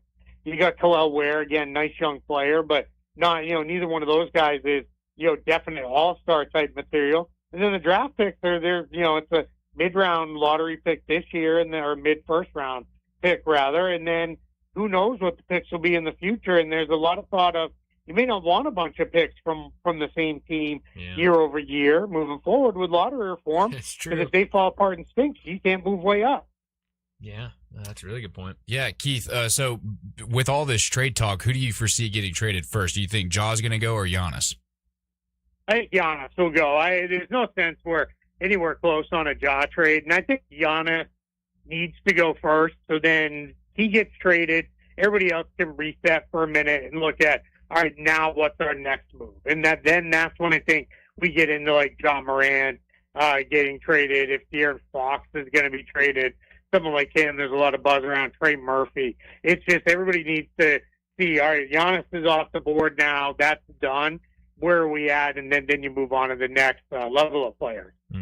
Yeah, no, I'm with you on that. Going into the draft, counting down the days until it. What do you make of all of these reports about Darren Peterson? He turns down the workout with the Jazz. He believes he's the number one player in this draft, but the news that came out of he would prefer to either be taken number one by Washington or number 3 by the Grizzlies. What do you make of that, and how do you think that complicates things if it does? We saw it happen last year, and it felt like the Jazz didn't really care. What do you think that means for the top 3 going into next week?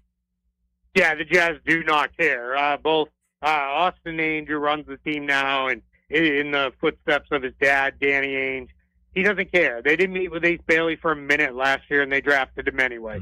They're going to take whoever the best player they have on their board when their pick comes up. If they're available, they're not going to overthink it. They're not going to move. There's been some buzz that Darren Peterson shut it down with the idea of maybe Utah trades up to number 1 to get A.J. DeBonsa, and then Peterson goes 2 to Washington. There's been that thought, and of course they're going to try to engineer him going first overall as well. But I still think it's going to be DeBonsa, Peterson, Boozer, Wilson. It feels like, I know that at this point feels very chalky, but it just feels like the safest order to bet on with the level of talent of each one of the players. Yeah, absolutely. And talking about the Jazz, there have been the talks with this Darren Peterson that he and Keontae George have the same agency, and that there could be a conflict of interest there with the agency of not wanting them to take the ball from each other. And when George has an extension up next year, what do you make of that idea? And then also, what do you make of the Walker Kessler situation, and what do you think ultimately happens there?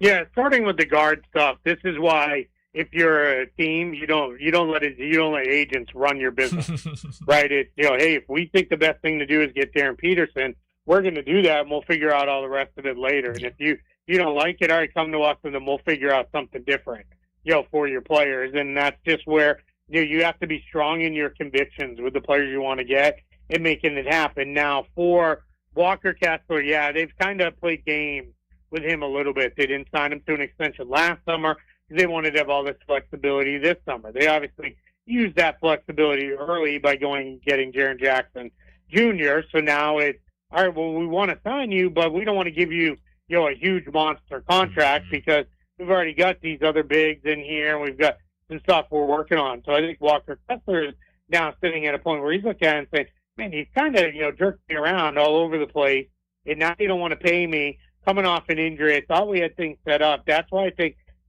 won't be surprised at all if he can get the Lakers or the Bulls or the Nets somehow involved and go inside, signs an offer sheet, and then forces the Jazz to make a decision from there. Yeah, no, that one's going to be really, really interesting to see play out. We're talking to Keith Smith. He joins us every week to talk the NBA. We're talking NBA draft with the draft right around the corner. We were discussing the draft earlier, and I mentioned that I feel like I have a decent handle on most of the guys that are projected to go on the first round, mainly because most all of them played college basketball last year, and I've at least watched them play once. But Kareem Lopez, and it really has nothing to do with him being an international guy. I guess that plays a part of it.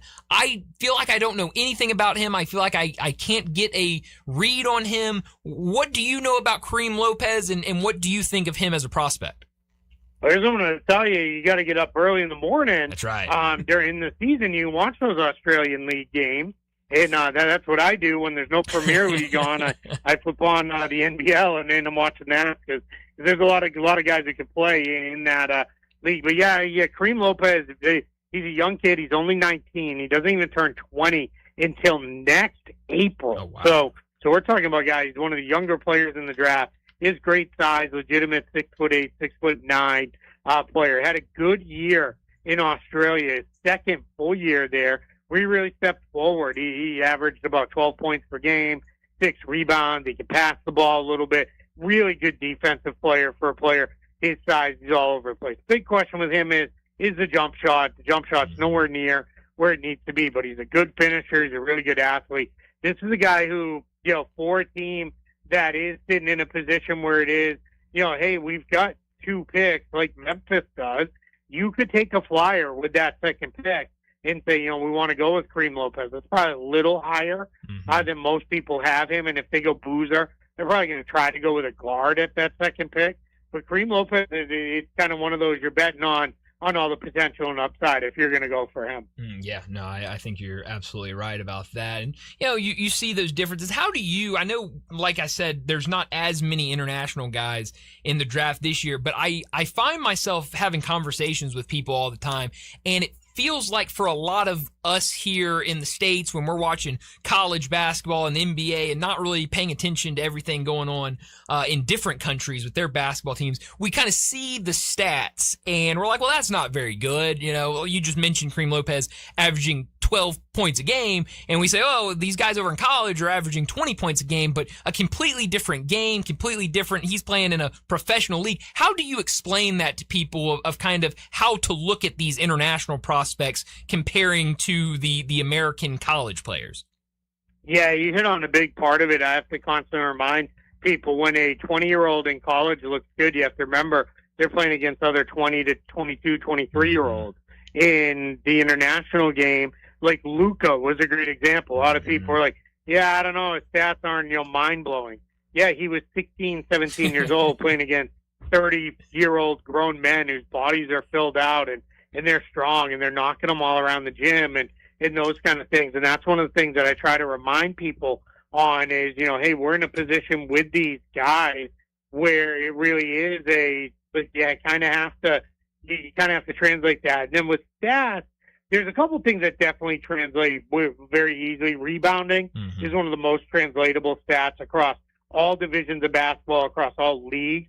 If you're a good rebounder at one level, you're probably going to be pretty good at the next level as well. And then you have to look at things like when it comes to assists, especially. It is almost impossible. It's not impossible, but it's really hard to get assists in the European league because it has to directly lead to a basket with no more than like 1 or 2 dribbles, and that's if it's like a fast break.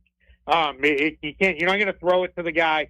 The guy makes 2 dribbles, spins around, fakes the pass, up fakes, and then steps through and scores. You don't get an assist on that over in Europe. So that's one of the things that's not translatable. And then from there, you have to look at what did they do if they got limited minutes. Where did those limited minutes come in the domestic league, in lower level cup competition? Where did they come in like the Euro League against really good teams? And that can be a hard thing. And then last is you got to trust the scouts who've seen them, with their own eyes on those players because they're going to tell you a lot more about that. I don't get to see very few of these guys play, especially in person. So I want to trust, the guys who've actually seen them. Absolutely. And how did they hold up when they got knocked down by the guy who's 35 years old when they're 17. They just pop back up and play, or do they roll around and cry about it? Yeah, no, I'm definitely with you on that. You mentioned some of the guards kind of in that range where the Grizzlies will be drafting at number 16. It seems like a lot of people here are on board of, some way, somehow you take the Cam Boozer, take a big with that first pick, and then maybe go more the guard route with that second pick, whether it is at 16, whether you move up, try to get one of those top guards. But I've been looking at a lot of mock drafts, and it feels like the consensus around these mock drafts are one of Christian Anderson, Ibuka Okori, and Bennett Sturts. How do you view those 3 guys, and how do you compare them to each other? Yeah, I would even throw personally LeBaron Philon in there too. He's another guy who should be available in that range. And I think they all bring different things to the table. Bennett Sturts is a guy who's, he played all the way through his senior year of college basketball. So extremely experienced. He has pretty good size for the point guard position. He's a really smart, heady player. He's a little bit limited athletically compared to a couple of those guys. Christian Anderson, right now, more of a scorer than he is a playmaker, but still a kid who I think can really, develop over time. I like Philon, and I think him playing, at a high level in the SEC night in, night out for that Alabama team is huge, and he always kind of delivered in the biggest games. And Ibuka Okori is interesting. Little smaller. His measurements were disappointing at the combine, so that part has me slightly worried about him, but highly, highly productive as a player at the college level. And just, when you're coming out of Stanford, it's, right, wrong, or different, you're going to get the tag that you're a pretty smart player, and he lives up to that. Yeah, Keith, when it comes to the top 3 picks in this draft, it almost seems like it's copy and paste for just about everybody's mock draft of AJ going 1, Darren Peterson going 2, and it seems like Cameron Boozer is a lock at that number 3. But barring something insane happening where Darren Peterson somehow is available at that number 3 spot, actually Connor asked us this earlier, it was a great question, of if Darren Peterson is available for the Grizzlies at number 3, do you take him there? And then how does that change how you outlook on that number 16 pick for the Grizzlies?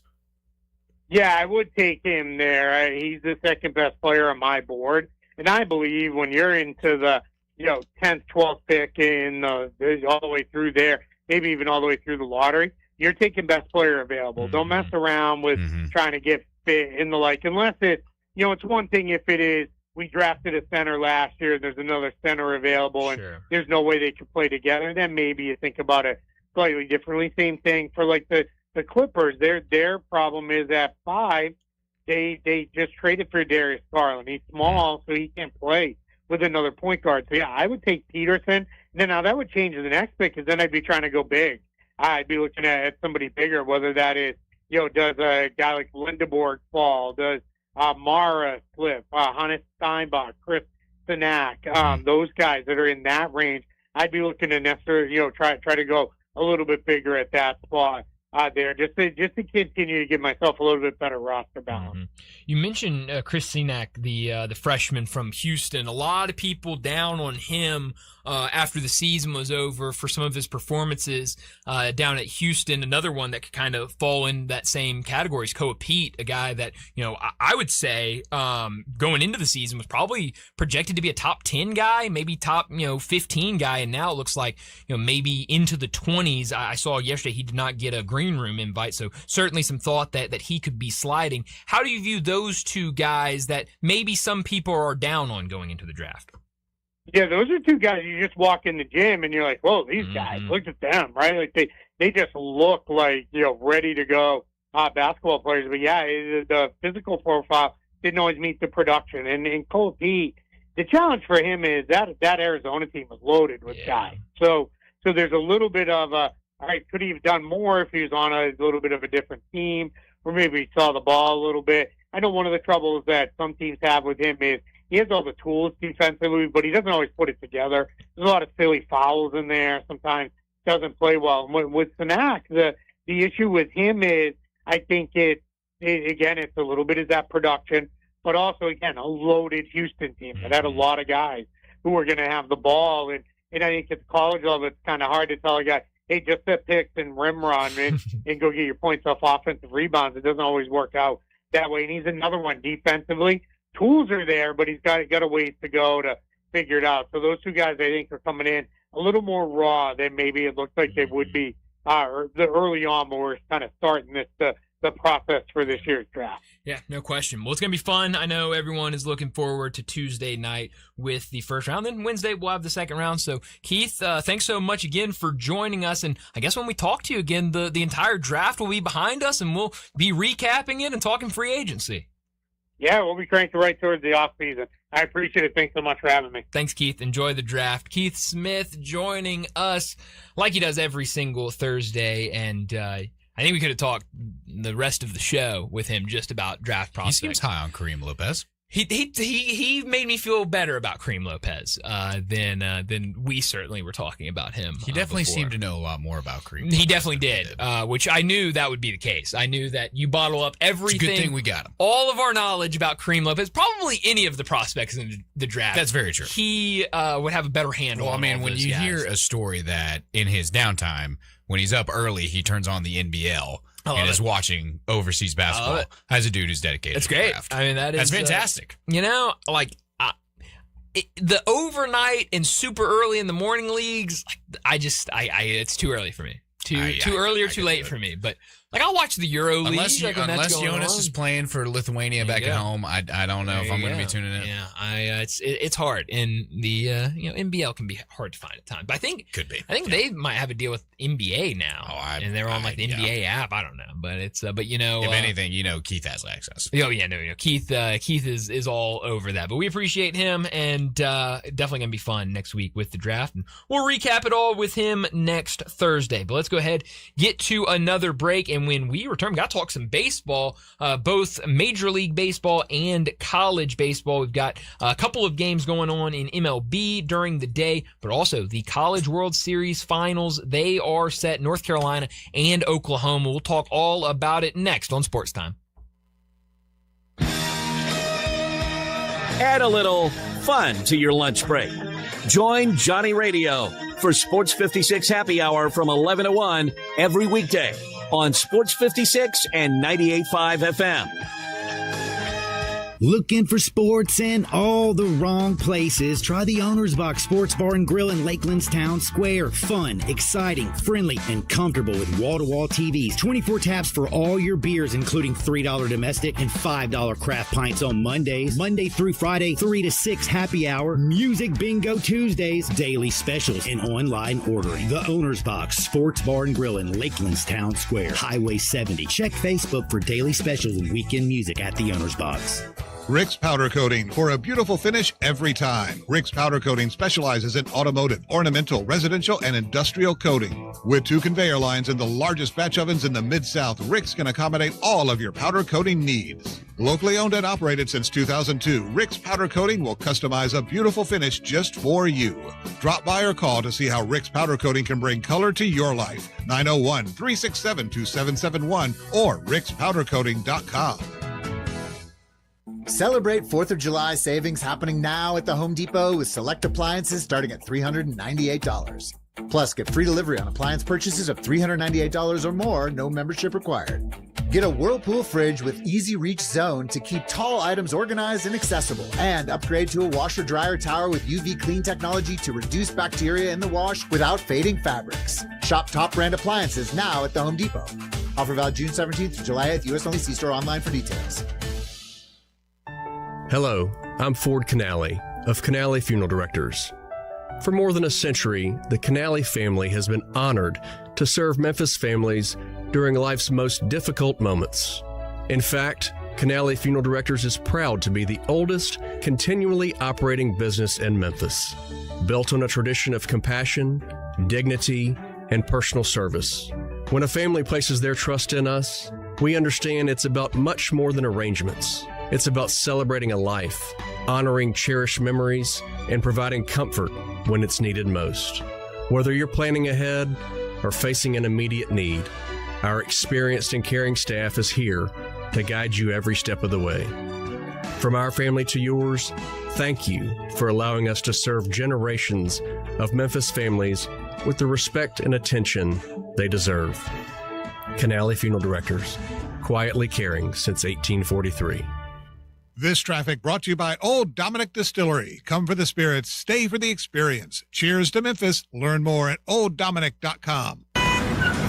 Sports 56 traffic. Good afternoon. Cranking it pretty good in the normal spots for this time of the afternoon. Sam Cooper, especially there going outbound there at Perkins, trying to get back up on the interstate. It's been busy over here. We're keeping an eye on it, both 40 east and west around Morford, Hollywood. It's been a mess all week long, especially during rush hour traffic. 55 bridge on the increase headed over into Crittenden County, West Memphis. Hey, check out the animals right now that are available for adoption at the Humane Society of Memphis, Shelby County. Check them out at memphishumane.org. I'm Commander Chuck with your on-time traffic.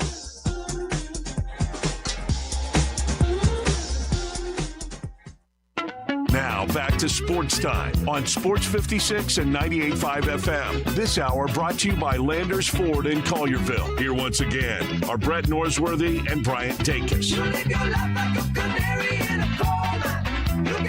We're back into Sports Time. Bryant and Landon with you. We got to talk some baseball. Major League Baseball going on right now, but last night the College World Series finals were set. North Carolina and Oklahoma, they will play for it all. The first game of that series on Saturday. So no games today, no games tomorrow. Then we'll get all the action on Saturday. But it was impressive to see Oklahoma win that game last night. Mentioned it earlier, entered the game as heavy underdogs. I think Georgia was minus 210 on the money line to win that game. I think a lot of people thought that they were by far the better team going into that game, but ultimately it was Oklahoma who has been, just as hot as can be, really throughout the entire postseason. So they will go in. Did you see the play that made its rounds on social media last night? There's been a lot of them. Of the, Georgia and Oklahoma, there are brothers that play on each team, and the Georgia brother hit a home run, and the Oklahoma brother got really excited at either short or second, somewhere in the middle infield, and gave him a high five as he was rounding the bases and whatever. Everyone's like, "Oh, what a great moment!" Their parents were there. You think the pitcher thought it was a nice, sweet moment? Probably not. Like imagine you just gave up a home run and you turn around and you're like, man, and then your second baseman is giving a high five to the guy that just hit the home run. Well, if it's proved to anything, it's that family is more important. I guess so, but if I was that pitcher, I'd be chewing him out in the dugout. I don't know if what are you doing? I don't know if I'd chew him out. I'd be mad. I'd be. You could be mad, but I don't think I would chew him out. They also were up. It made like, it 11-4. I was about to say they were in up the bottom of the ninth. They were up pretty big. That game was over and done with by the time all that stuff was going on. I still wouldn't be happy if I was the pitcher. Like, all right, man, This save is it the forever. last at bat of his career. I mean, that's got to be the feeling for just about any home run that a pitcher lets go. Right. Yeah. That's got to be probably one of the worst feelings ever. Is you as a pitcher sitting there watching this guy run your bases as he just clobbered one of your pitches, and then your shortstop gives them a. That's just that's the cherry on top. Yeah, that's just a little bit of the icing on top of that already made cake. I just thought that was fun. I probably saw it 40 times since last night when it happened, the video, and I was just like, man, it's brotherly love. I would love to hear the pitcher's reaction to it. The umpire also gave the parents the lineup card. Oh, that's great. Great moment. I thought you were gonna say that they got him the ball or something like that. I thought that's where that was going. I think the lineup card might be better because it's just a ball. I'm sure they have dozens of home run balls from their kids. Baseball family like that. But the lineup card, that is one where I picked up on. I've been able over the years to pick up on your sarcasm. Good. But I think a lineup card, you see both of their names. You got both their names on there, so that's pretty cool. I bet it's framed in their house. Well, maybe not yet, but I'm sure it will be. If I was that parent, I'd frame it instantly. I'm saying they're not at their house. Number one thing to do is go to a Walmart Hobby Lobby. or I guess Hobby Lobby. Where I get my frames. Of course, you would know. You would know to go to Hobby Where I Lobby. get my frames. What can I say? That's where this guy goes all the time. I don't know. He leaves the station and goes to Hobby Lobby. That's not true. Gotta go find your hobby in a lobby. So Oklahoma, North Carolina. Who do you think gets the job done? Oh, man, it's such a difficult question. With the guys that I have talked to, it's been both sides. I think I lean heavier on the fact that North Carolina is so consistent and has the depth and has the player. They have everything that you need. But that's what you could have also said about how high-powered Georgia's offense was. Statistically speaking, they were the best offense in college baseball, and Oklahoma ran over them not once, but twice like it was nothing. Yeah. I think Oklahoma is just too red hot right now. I think this series does go to 3 games, but I think Oklahoma keeps rolling on. I think that's your national champion. Connor? I have North Carolina in 2. So you think it's going to be rather easy? Oklahoma's so heavily outmatched on the pitching end. They're going to have to hit. It's okay. I'm glad you mentioned that. Was Georgia's pitching just that horrible, or was Oklahoma just that white hot? People were really high on Georgia's pitching, but they really only had one. They only had the only guy that I saw that I was impressed with was Dylan Vigil in that Texas matchup. And then people liked Aoki from. And Aoki was fantastic too, but that's 2 of their guys on their pitching rotation. I was not impressed with their pitching against Oklahoma. Well, also I said going in, and Brian can agree. I didn't think Georgia was going to do amazing in Omaha. They scored 51% of their runs on home runs during the year in a short ballpark. Going to Omaha, you really have to take the long ball out of it. You're not going to get many home runs. So, and you saw that in that Texas game too, where Georgia had to play like they had to play baseball. They had to actually put the ball into play, get that run around in the bases, which they ultimately ended up doing, beating Texas. But if you looked at the difference, I guess, between how good quote unquote Texas was as compared to all these other teams, I guess they just didn't live up to the hype. And so I guess you could look at it as Oklahoma capitalized on just not that great of a Georgia team. But I don't know. I don't know. No, I think it's a good question. I think it's going to be a great final between these two teams. It'll be a lot of fun to watch. Again, Saturday night, all that action gets started. Over on the Major League side of things, we have a handful of finals from the day already. A couple games going on right now. You've got the finals, 2 finals in the books. You've got the Blue Jays with a 4-3 win on the road against the Red Sox. The Guardians, a 4-2 win over the Brewers. 1 game already postponed for the day, Giants and Braves. A lot of rain in Atlanta, so they will make that game up in late August. 2 games going on right now. Twins all all over the Rangers, and the Mariners up 3-0 over the Orioles. Mariners, all three of those runs coming in the first inning. They have not scored since then, and neither team really has the offense going, but really good pitching on both sides. You kind of take away that first inning from Baz. He's been pretty good, and then Brian Wu, so far 6 innings, 7 strikeouts, 2 hits, no walks, no runs obviously given up. So a really good start for him. The big question though for the Mariners, they just got Cal Raleigh back to the lineup from injury, but last night Julio Rodriguez had to leave the game with, I believe it was a hamstring injury, and he is not in the lineup today. We will see what that means. I haven't seen any updates about him, but we'll see if he has to miss some time. Because the season started, both those guys were ice cold. Then Cal Raleigh gets injured. Now he's back, and then you've got Julio Rodriguez going down with an injury. So hopefully it's nothing too long term for him, but definitely could be a real big missing piece for the Mariners if he's out for extended time. Only a couple games later tonight. You've got the White Sox and the Yankees starting at about 6 o'clock. Right before that, Mets and Phillies, Cardinals, Royals at 6:40, and then Angels, Athletics to end the night at 8:40. You made a noise when I brought up your Mets and their game tonight against the Phillies. I don't even know. Mets are terrible. They're not great, and they're not really fun to watch. And I say that they're terrible. They're actually not doing that bad. Granted, losing 14 in a row is horrendous, and that's nearly insurmountable to come back from. And I don't know if they will be able to do that. But if you look in that in relation to everywhere else, of course, I like to keep a track of my guys of where they went. You got Brandon Nimmo right now with the Rangers. He's actually up and batting right now. Seeing Brandon Nimmo wearing number 24 just feels like it feels like a cardinal sin. Yeah. It's almost as bad as seeing Pete Alonso in an Orioles jersey. But both of those teams are not doing stellarly. They're doing way better than the Mets are. But the Orioles sitting at 35-40 and the Rangers sitting at 35-38. I mean, Mets at 33-41 right now. They're down. I don't know if they're out, but I also don't think any chance of postseason is really alive for them right now. Unless, barring some miracle in the fact that them spending the money on Bo Bichette and this money they've already spent on Juan Soto actually comes to fruition, which it doesn't seem like it has because it's taken half a year for Bo Bichette to finally get his act together and actually play baseball. I don't know. This team is just kind of brutal right now. Let's just say it like this. Last year when I was excited for him, I used to get a lot of updates on my Twitter. This year it doesn't seem like I'm getting very many updates on my Twitter. Yeah, that excitement is not necessarily there. But I think you're right.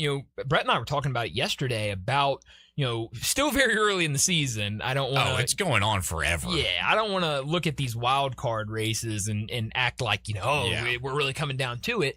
But, for as much as we talk about the Mets, and not just us, kind of the national media of it's almost like you said, it's not even talking about them because they're so bad. It's like this idea. They're only 5.5 games out of the wild card spot. And, you look at some of the teams in front of them, like, I just don't know how many teams you really trust for the NL wild card. And so, I could see them, getting on a run and trying to it really only takes one run for them to get back into it. But the theme of their season has been a lot more losses as runs than wins. And so I guess my question is, do you think that's more we talked so much the last couple of weeks about the Mets or not the Mets, the Knicks and, it being 10 times bigger because it's in New York and because whatever. Do you think it's more of that of like, because it's New York's team, we talk about them more and we kind of got our eye on them more. So when they're doing good, we talk about like it's times 10. When they're not so good, it's times 10 the other way. Yeah, I think that definitely has something to do with it as well. But also just the fact that you are, they are the highest paid team, right? Like they have spent the most money, and this is what you have to show for it is pretty lackluster, to say the least. But also what I've been hearing from a lot of Mets media and a lot of Mets fans too is just how terrible Carlos Mendoza has been doing with this team, with his rotations, decision making he's making out there on the field has just been atrocious this year. And so a lot of people have been calling for him to leave sooner rather than later. But I don't know if that's going to keep happening if they keep sneaking away these sneaky little wins. I mean, like when you mentioned a couple of days ago, the Mets finally getting a 9-1 win over the Reds. I'm like, look at the two games they played before where they got slapped by the Reds. Stealing one win away from a 3-series game is not exactly something to go over the moon about. You went home 1-2 in that series. That's not something to hang your hat on. Yeah, no, I'm with you. Some other Major League Baseball news. We've got a new home run derby format coming. They're going kind of back to the old format of the swings, no timer, no outs. Do we have a lineup? No, we do not know who will be participating yet. We just know the format. First round, big hitters. It'll be some big names in there. First round, 20 swings. Second round, 15 swings. Final, 15 swings. Each swing counts towards a player's allotment, homer or not. If you homer on your last swing in any round, you keep going until you do not homer. That's exactly right. There's no bonus round and there is no bracket. Tiebreakers will be home run distance, and the 3-swing swing off will take place in rounds 2 and 3. So some changes. Well, sign me up. I'm excited. Well, I'm going to sign you up to go out there and compete. No, I'd be terrible for the home run derby. I never had much power in my bat. You were more of a field of play kind of guy. I was more of I'll find a way to get on base, and then I'll make hit by pitches. Plays happen. Oh, I got hit all the time by pitches. The other big news today, and this is really interesting.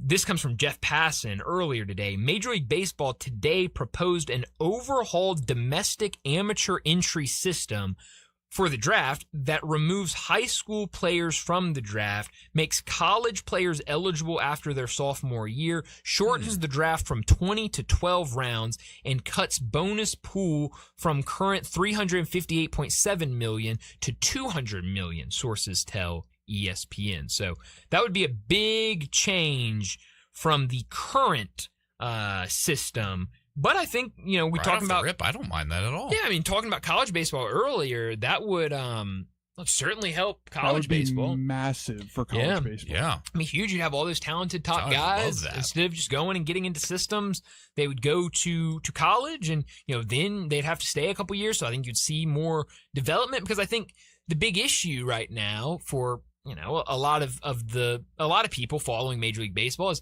these guys come out of high school and then they get drafted in the first round and then they go to rookie ball and now they're there for 4 or 5 years until, maybe they get to AAA or get to the professionals. And it's like, oh, I forgot about this guy, or I've never heard of this guy because I wasn't following him when he was a high school player getting drafted. And so, it's not like college or like football and basketball where, hey, they're on a big stage as freshmen or playing college football and we're watching them and then they go to the next level. So I think, that would certainly help college baseball, and I think would get a lot more excitement. And, I think you're seeing a lot of these college guys, they, go to college, and Paul Skeens is one of them. And there's a handful of guys that we could go through where they get to they go through college, they get to the draft, and then, man, they're up playing in the pros, and a year, 2 years, they're ready to go. And so I think if you can move more to that, where, hey, guys are going to play in college, then they play a couple years in the minors, and then they're to the pros. I think that will get a lot more excitement about these young guys, and certainly put more of an emphasis on college baseball. So I definitely think that would be cool, but we'll see. Obviously, a lot of decisions for Major League Baseball and things to take care of over the next couple of months and next year. But let's go ahead and get to another break, and when we return, it'll be time for Big Number of the Day. Broadcasting from the Family Leisure Studio, we are Sports 56 and 98.5 FM. Uncorked flavor, Corky's barbecue. We're cooking it up. Down home way, hickory smoke flavor like the good old days. Hey y'all, Jimmy Stovall here with Corky's Barbecue. Catering is our specialty. Memphians have trusted Corky's to cater their events for 40 years because we make it easy for you and delicious for your guests. Whether it's 50 people or a crowd of thousands, our experienced team comes to your location, sets up, serves, and ensures everyone enjoys a Corky's all-you-can-eat barbecue buffet starting at only $7.99 per person. You can't beat it. With 40 years of experience, it's easy to see why customers choose Corky's time and time again for all of their catering needs. Visit Corky'sBBQ.com to book us for your next party. Encore flavor, Corky's barbecue. I'm Gary York. I'm the service director at Lexus of Memphis. Our service department wants to be more than just a place where you get your oil changed. We do glass repair, windshield replacement, recalibration of your camera and sonar systems, even wheel repair, tire replacement, all the things you would expect from a luxury automotive dealer. Please check out our website. You can schedule your appointment, check out our specials, hours of operation, or if you'd like to do it in person, please reach out to one of our associates at 901-271-5199.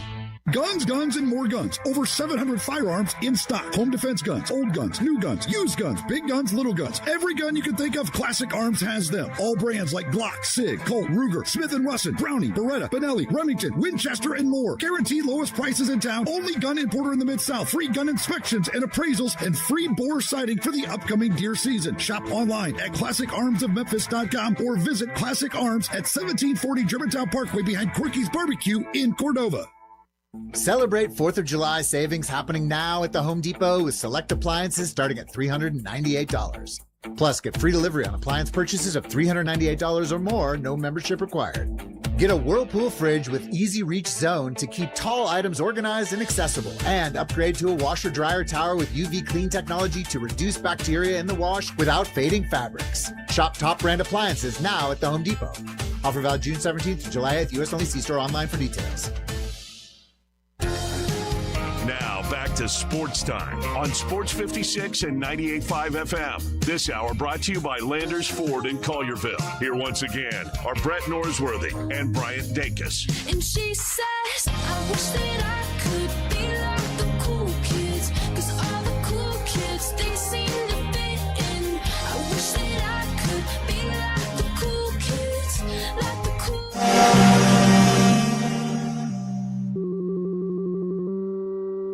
Big Daddy. Hello, Big Brand. It's a guy, he wants to be big, then he gets big, he doesn't want to be big anymore, then he gets small, but the suit's too big. Big Daddy. The big boy. You're a big guy. I think she's trying to pull a fast one on Big Daddy. The big number of the day. Well, this is a cool big number. Saw it last night, wanted to bring it up. All right. The big number is the number 19. That is a cool big number. Hunter Goodman, the former Memphis Tiger Arlington High School product, had 19 home runs and 5 stolen bases through his first 50 games played at catcher in 2026. The only other player since stolen bases were first tracked in 1886 to have those totals through the first 50 games played at catcher in a season was Cal Raleigh, who did it last year. He had 24 home runs and 6 stolen bases. So only 5 less home runs and 1 less stolen base so far from Cal Raleigh. And last year, everybody calling Cal Raleigh the MVP, ultimately did not get named MVP. I thought it was ridiculous that he didn't get named stolen. MVP. Really was. And so really cool to see Hunter Goodman have all this success for Colorado. And it sounds like, I think, in line to make another All-Star game. Made the All-Star game last year. I think should be back again this year. And we just talked about the Home Run Derby. With 19 home runs this season, it's a good candidate there. I wouldn't be surprised. Sometimes you see guys turn the Home Run Derby down, so I wouldn't be surprised if maybe Hunter Goodman gets a call and says, "Hey, let's get into the Home Run Derby." That would be really cool to see. What is the point of that? Why would you turn down the Home Run Derby? Messes up your swing. Because instead of would you not want to go yard every time you hit the ball? Well, you do, and you certainly do in the Home Run Derby, but you're trying to get under it in the Home Run Derby so that it will launch out. Because they're just kind of tossing them out there. I mean, you're not seeing the 100 mile per hour stuff. Here's another parameter that we need to add. We need to add MLB pitchers into the home run derby. See, I throwing heat down the middle, and then let's see what's going on here. The problem is, I think people like to see home runs, and if you get major league pitchers in there, not going to see as many home runs. Luis Robert Jr. has never been the same. Luis Robert Jr. has never been the same. People claiming that Julio Rodriguez has never been the same since doing the home run derby a couple years ago. Another parameter, they have to just throw strikes down the middle. I see. Why don't we just all watch Pete Alonso hit for 3 hours and then call it a night? Yeah, I mean, I would love that. It's really all he has going for him. With a nickname like the Polar Bear, you can do no wrong. Him and Vladdy, this is a showdown. Yeah, just go back and just go back and forth. Let's determine who the best hitter is. I think that's a good idea. Maybe that's what we do. Is we just have a hitting competition instead of a home run derby. Just like have it like the old that way it doesn't necessarily mess with your swing. Well, like the old video games used to do it, where like there would like be different like sections in the field that you would get like points for. Oh, that's the like, Wii Sports training thing. Yeah, they used to do that. The so, sectional in the field. You just have the sections laid out. You just like put tarps out there with like different points, and if you hit it, then you get points and you add it up. Luis Arias winning 5 years in a row would be magical. That's right. Luis Arias would, and then that's when you have the major league pitchers come out. Yeah. And you're like, hey, you just got to pump the zone. Just give me like mid-90s. Well, and then let's it's see a competition who's for them. It's hit zones. That's right. Hit top right corner, strike, top bottom left corner. Well, if you remember, Mookie Betts could barely get it out like 2 years ago. Yo, that was uncomfortable to watch. I didn't enjoy that. And then Jazz Chisholm last year. That was way worse. Jazz Chisholm had like 3, if that. I mean, it was brutal. Those two, and I love Mookie Betts. Chisholm, I'm more he's of a fine. Mookie Blaylock guy. But okay, there you go. I don't know who that is. Warriors point guard, real itty bitty fella. Okay, I'll played back in like the 90s. I'll take your word for it. Yeah, I don't remember him, but I'll let you. Real tiny fella. I just remembered his name. His name was fantastic. Your big number? Anyways, my big number actually comes from the World Cup, and it truly is a big number. 1.17 billion. Oh. Talk about big numbers. Might be one of the biggest we've ever had. I'm sure Brett's got me beat somewhere. Probably. He's done way more of these than I have. But that is the total dollar amount as to what Portugal's roster is worth. Portugal is worth $1.17 billion. Wow.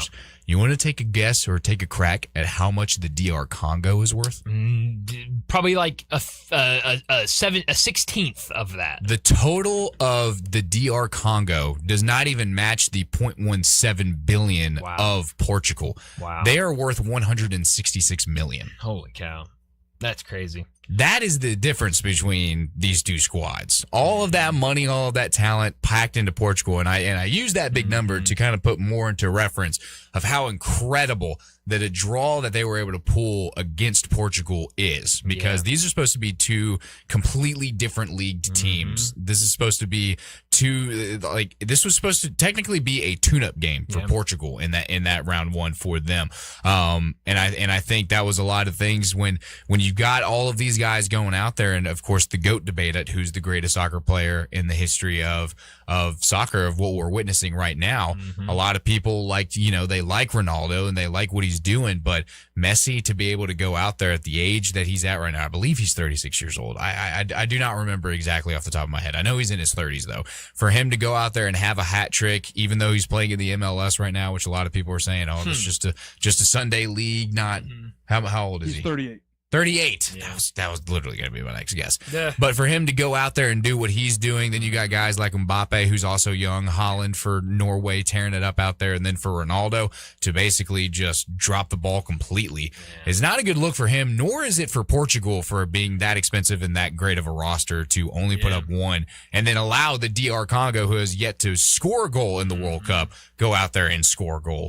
That's a pretty amazing feat for the DR Congo. Yeah, no, it was super impressive. To watch that, you mentioned Cape Verde and Spain. That draw, that was incredible. I mean, I know that hurt your parlay, or whatever. Well, no, it hurt my pool. Pool. I That's had right. Spain. I was hoping we'd see like a Germany type result where they won like 7-1. They just buried them, huh? But we didn't get that with Spain. There are two countries that have been buried by Germany by a score of 7-1. It was whoever they just played. Curacao. Curacao, which is a really tiny island up there, and Brazil. Is that right? Wow, I'm surprised that they. That was in history, or maybe it wasn't 7-1, but Germany has put 7 goals. Yeah, 7 goals on Brazil as the other country to do that. Interesting. Well, it's been a lot of fun watching the World Cup. 2 more World Cup matches today. The most important game is tomorrow. That's right, with the U.S. and we'll see a lot of that during the show tomorrow as that game starts at 2:00. But today, the other 2 host countries going tonight. Canada getting started in just a couple minutes against Qatar, and then later tonight, 8:00, Mexico and South Korea. Vancouver hosting the Canada-Qatar game, and then Guadalajara hosting the Mexico-South Korea game. So, yeah, should be good environments for both of those games. But we need to wrap up this second hour, get to another break, and when we return, we're talking all things Tigers. Greg Gaston, he joins us next.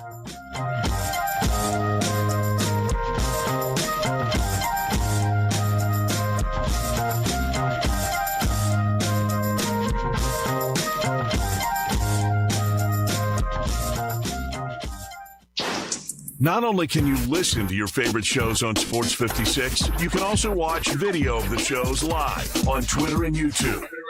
Watch and listen every day at Sports 56 WHBQ. The Gossett Mitsubishi Summer Sales Event is going strong at Gossett Mitsubishi on the Pike. Get America's best-backed vehicles with a 10-year, 100,000-mile powertrain limited warranty. All remaining 2025 Mitsubishi Eclipse Cross and 2025 Mitsubishi Outlanders, now $6,000 off MSRP. 2026 Mitsubishi Outlander Sport ES with standard super all-wheel control, buy for $27,105 or $349 per month. Plus, 2026 Mitsubishi Outlander ES, standard 7-seat capacity versus 5-seat Nissan Rogue and Honda CR-V. Buy for $30,310 or $399 a month. Plus, Tennessee residents get an additional $1,000 off all 26 Outlander Sports. That's Gossett Mitsubishi, 1956 Covington Pike, online at memphismitsubishi.com. If you want it, we got it at Gossett Motor Cars. 84 months at 5.99 APR. Outlander TZO 2861. MSRP 32,810. Sport TU 101 2038. MSRP 28,985. Includes all rebates and incentives. PF 895. Excludes tax, file, and license. See dealer for complete details. Offer valid through end of the month with approved credit. Dealer stock only. Hi, I'm Ryan Saharovich, a proud partner with NST Injury Attorneys. For over 35 years, we've been fighting for Memphis families after serious accidents when insurance companies are trying to pay as little as possible. We don't back down.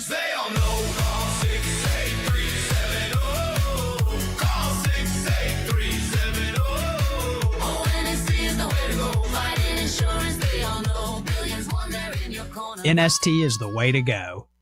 We all hear the radio ads about the IRS. They tell you to be afraid, to be scared, and they try to frighten you into calling. I'm not here to do that. Tax Relief Advocates is different. TRA is here to tell you that if you owe money to the IRS, whether it's $5,000, $50,000, or $500,000, we have a solution. It doesn't matter if you're sitting in your car, at work, or with your kids. No matter where you are, call now. 800-583-5795. Don't lose hope. TRA can eliminate or reduce what you owe to the IRS. Generous programs are now available that can give you a fresh start. Our passion is taxes and helping individuals fix their IRS problems. We have over 1,000 5-star reviews on Google and an A+ with the Better Business Bureau. You don't need to be afraid of the IRS any longer. End your tax nightmare today by visiting us online at TRA.com or call 800-583-5795. That's 800-583-5795. Tax Relief Advocates. Real solutions for real people.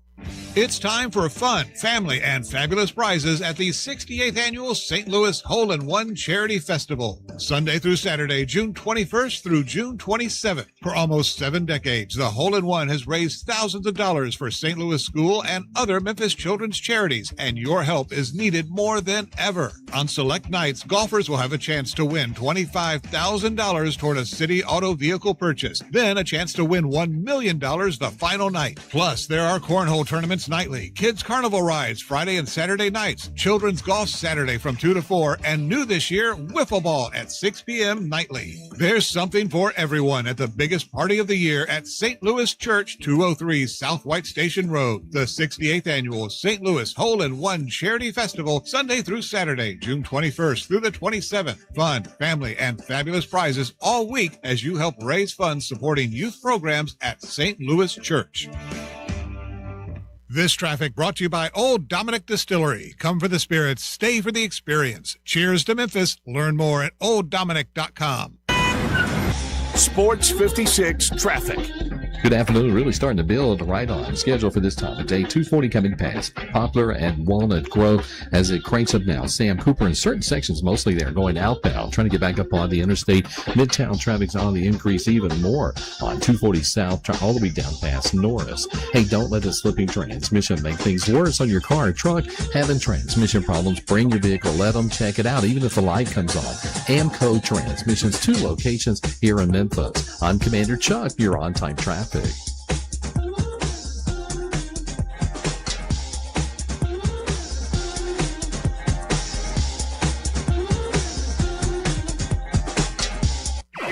We are Sports 56, WHBQ Memphis, and W253DF Memphis, with John Harden, weekdays from 11 to 1. Now, back to Sports Time on Sports 56 and 98.5 FM. This hour is brought to you by Dobbs Brothers Chevrolet, 7450 Highway 64 in Bartlett. Here once again are Brett Norsworthy and Bryant Dacus.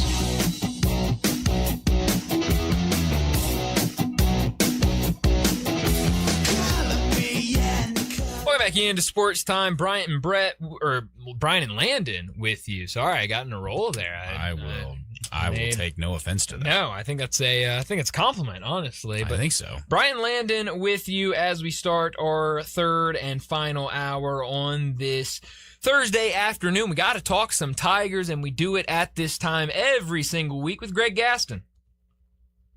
From the Tigers sideline, it's Tigers Talk with Memphis broadcasting legend Greg Gaston. Hear Greg weekday mornings on Sports 56 Mornings, along with Eli Savoy from 7 to 10 right here on Sports 56 and 98.5 FM. On Twitter X at Greg_Gaston. Here's Greg with Bryant and Brett.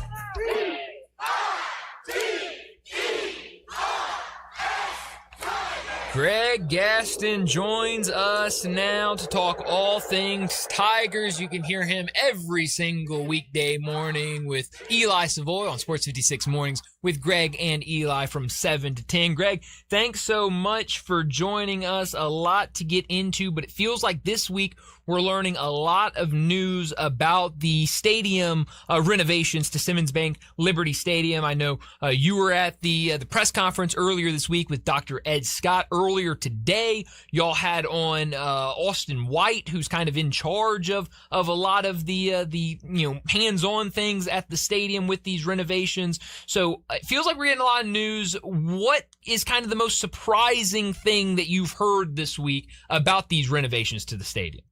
Well, first of all, good afternoon, gentlemen. Very informative was both our interview this morning and then the press conference with Dr. Scott. It's ironic because on Friday I was heading over there with my son to actually take a tour, and then the skies opened up, and we couldn't do it because all the lightning and thunder in the area and all that bad weather. So Dr. Scott, right off the bat, announcing that there will be a media tour of the facility sometime after the 4th of July. So I'm looking forward to actually physically seeing everything that they've talked about. But between hanging around in the trailer on Friday and seeing some of the specs, the latest updated video and pictures, and then what Dr. Scott had to say with what they had at the press conference, I'm really excited. I guess to answer your question, the most surprising thing is that they're on time and they're on budget. Yeah. You never hear that anymore. With any kind of construction, with anything, there always seems to be some sort of a delay, but they are gung-ho that everything will be completed by the time they play their first game in that revamped stadium, and that will be Labor Day weekend against Arkansas State. Yeah, no, I think definitely really good news that everything's going to be complete. It's been fun kind of over this last year or so, driving by and seeing the progress that's been made, and so definitely good to hear that it's on time. I think one thing for me, and I was glad to hear it from Dr. Scott, and I know y'all mentioned it this morning as well, of that, when it first came out that they were going to have this plaza area, the Landers Plaza, as we now know it's going to be called, people were excited about it. Okay, you're taking some seats out, but it'll be fun to walk around and kind of enjoy the game from that view. And then it came out that, well, that's only going to be accessible by people that sit in that area, and the charge will come with that with the season tickets. But I know Dr. Scott talked about in that they're going to have kind of another way for people to get a wristband to get into that area, so making it more accessible for people just buying single game tickets or people that sit in other areas. I thought that was huge, that getting more people involved in that new thing that it seems like a lot of people are excited about. That's right. First of all, it's about time that Kent Ritchie and Lander stepped up in this area. I mean, it's about time, those guys. The fact of the matter is that, and Ed, he stressed this. Look, they're running now the AutoZone Liberty Bowl. They're running that stadium. Everything that happens is going to be through the University of Memphis and not the city. Now, not ticketing, but parking, that's still the city. But everything is theirs. So it's all new to them.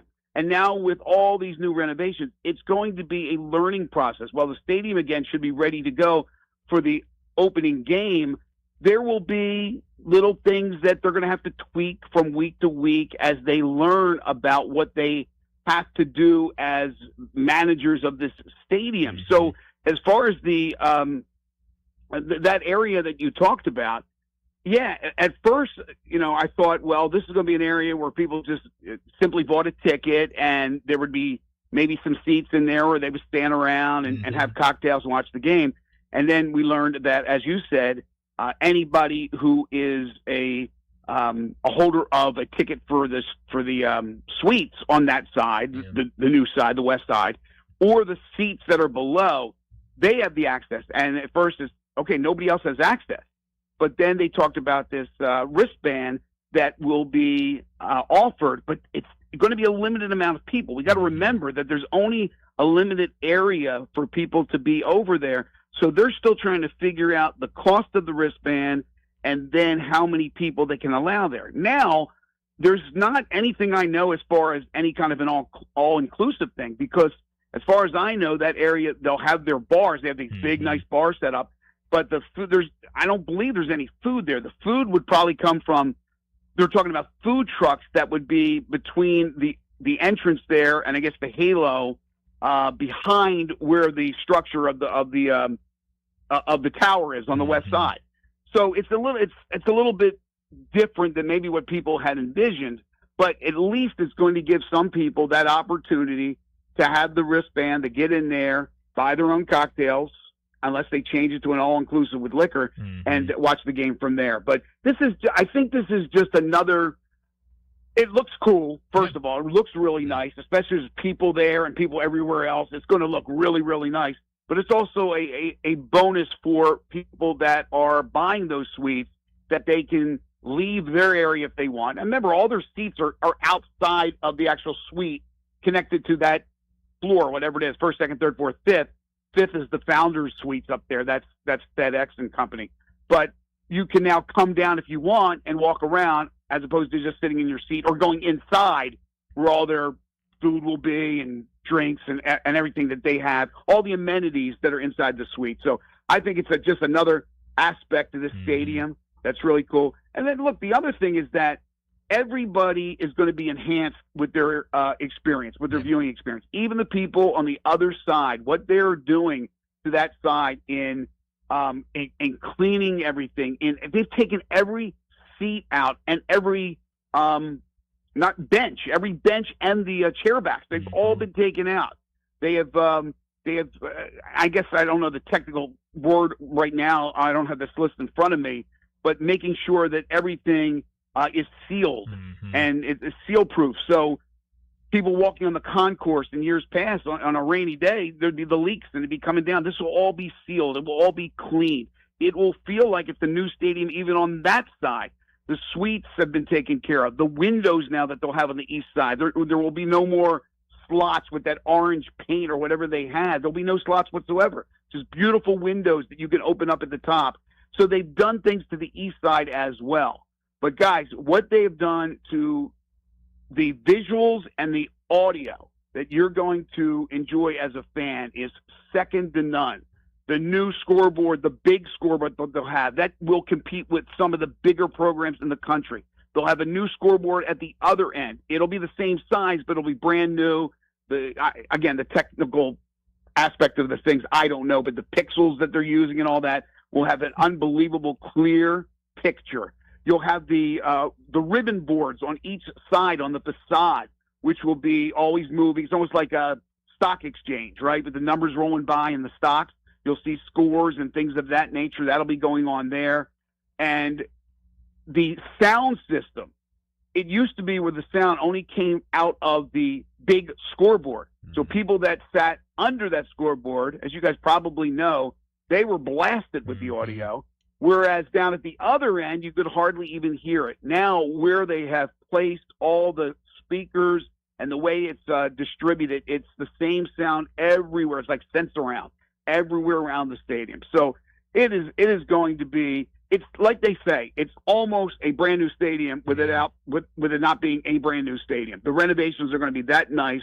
The LED lights that they're going to use, especially in night games, oh my gosh, when they're flashing the blue and a touchdown score, it's going to be top tier. So I'm fired up just to be able to witness that. But I think fans should absolutely be fired up because their experience is going to be that much better. Yeah, it's definitely exciting. I think the other thing that jumped out to me, and I know Dr. Scott talked about it in that press conference earlier this week. I know Coach Huff has talked about it. I'm pretty sure he talked about it on y'all's show in the morning. And then I've heard Penny Hardaway talk about it, I think, when he was on with Dave about a month or so ago, of talking about kind of the, making things more affordable. Dr. Scott talking about how he has met with kind of all the vendors, talking about a $7 option for fans. It's something cheaper so that they can get some food at the game, maybe entice them a little bit more. Hey, come, we've got cheaper options. I know Coach Huff has talked about finding ways to make cheaper tickets, to do kind of packages for people, and then Penny Hardaway saying the same thing. So it feels like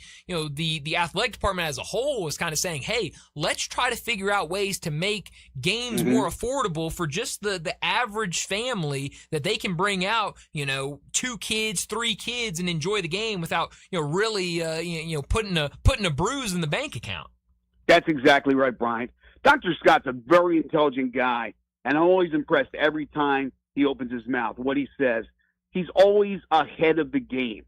They're not playing catch up; they're out in front. So when he got to Memphis, he knew right away what type of city it was, the demographics of the city, how affordable things are.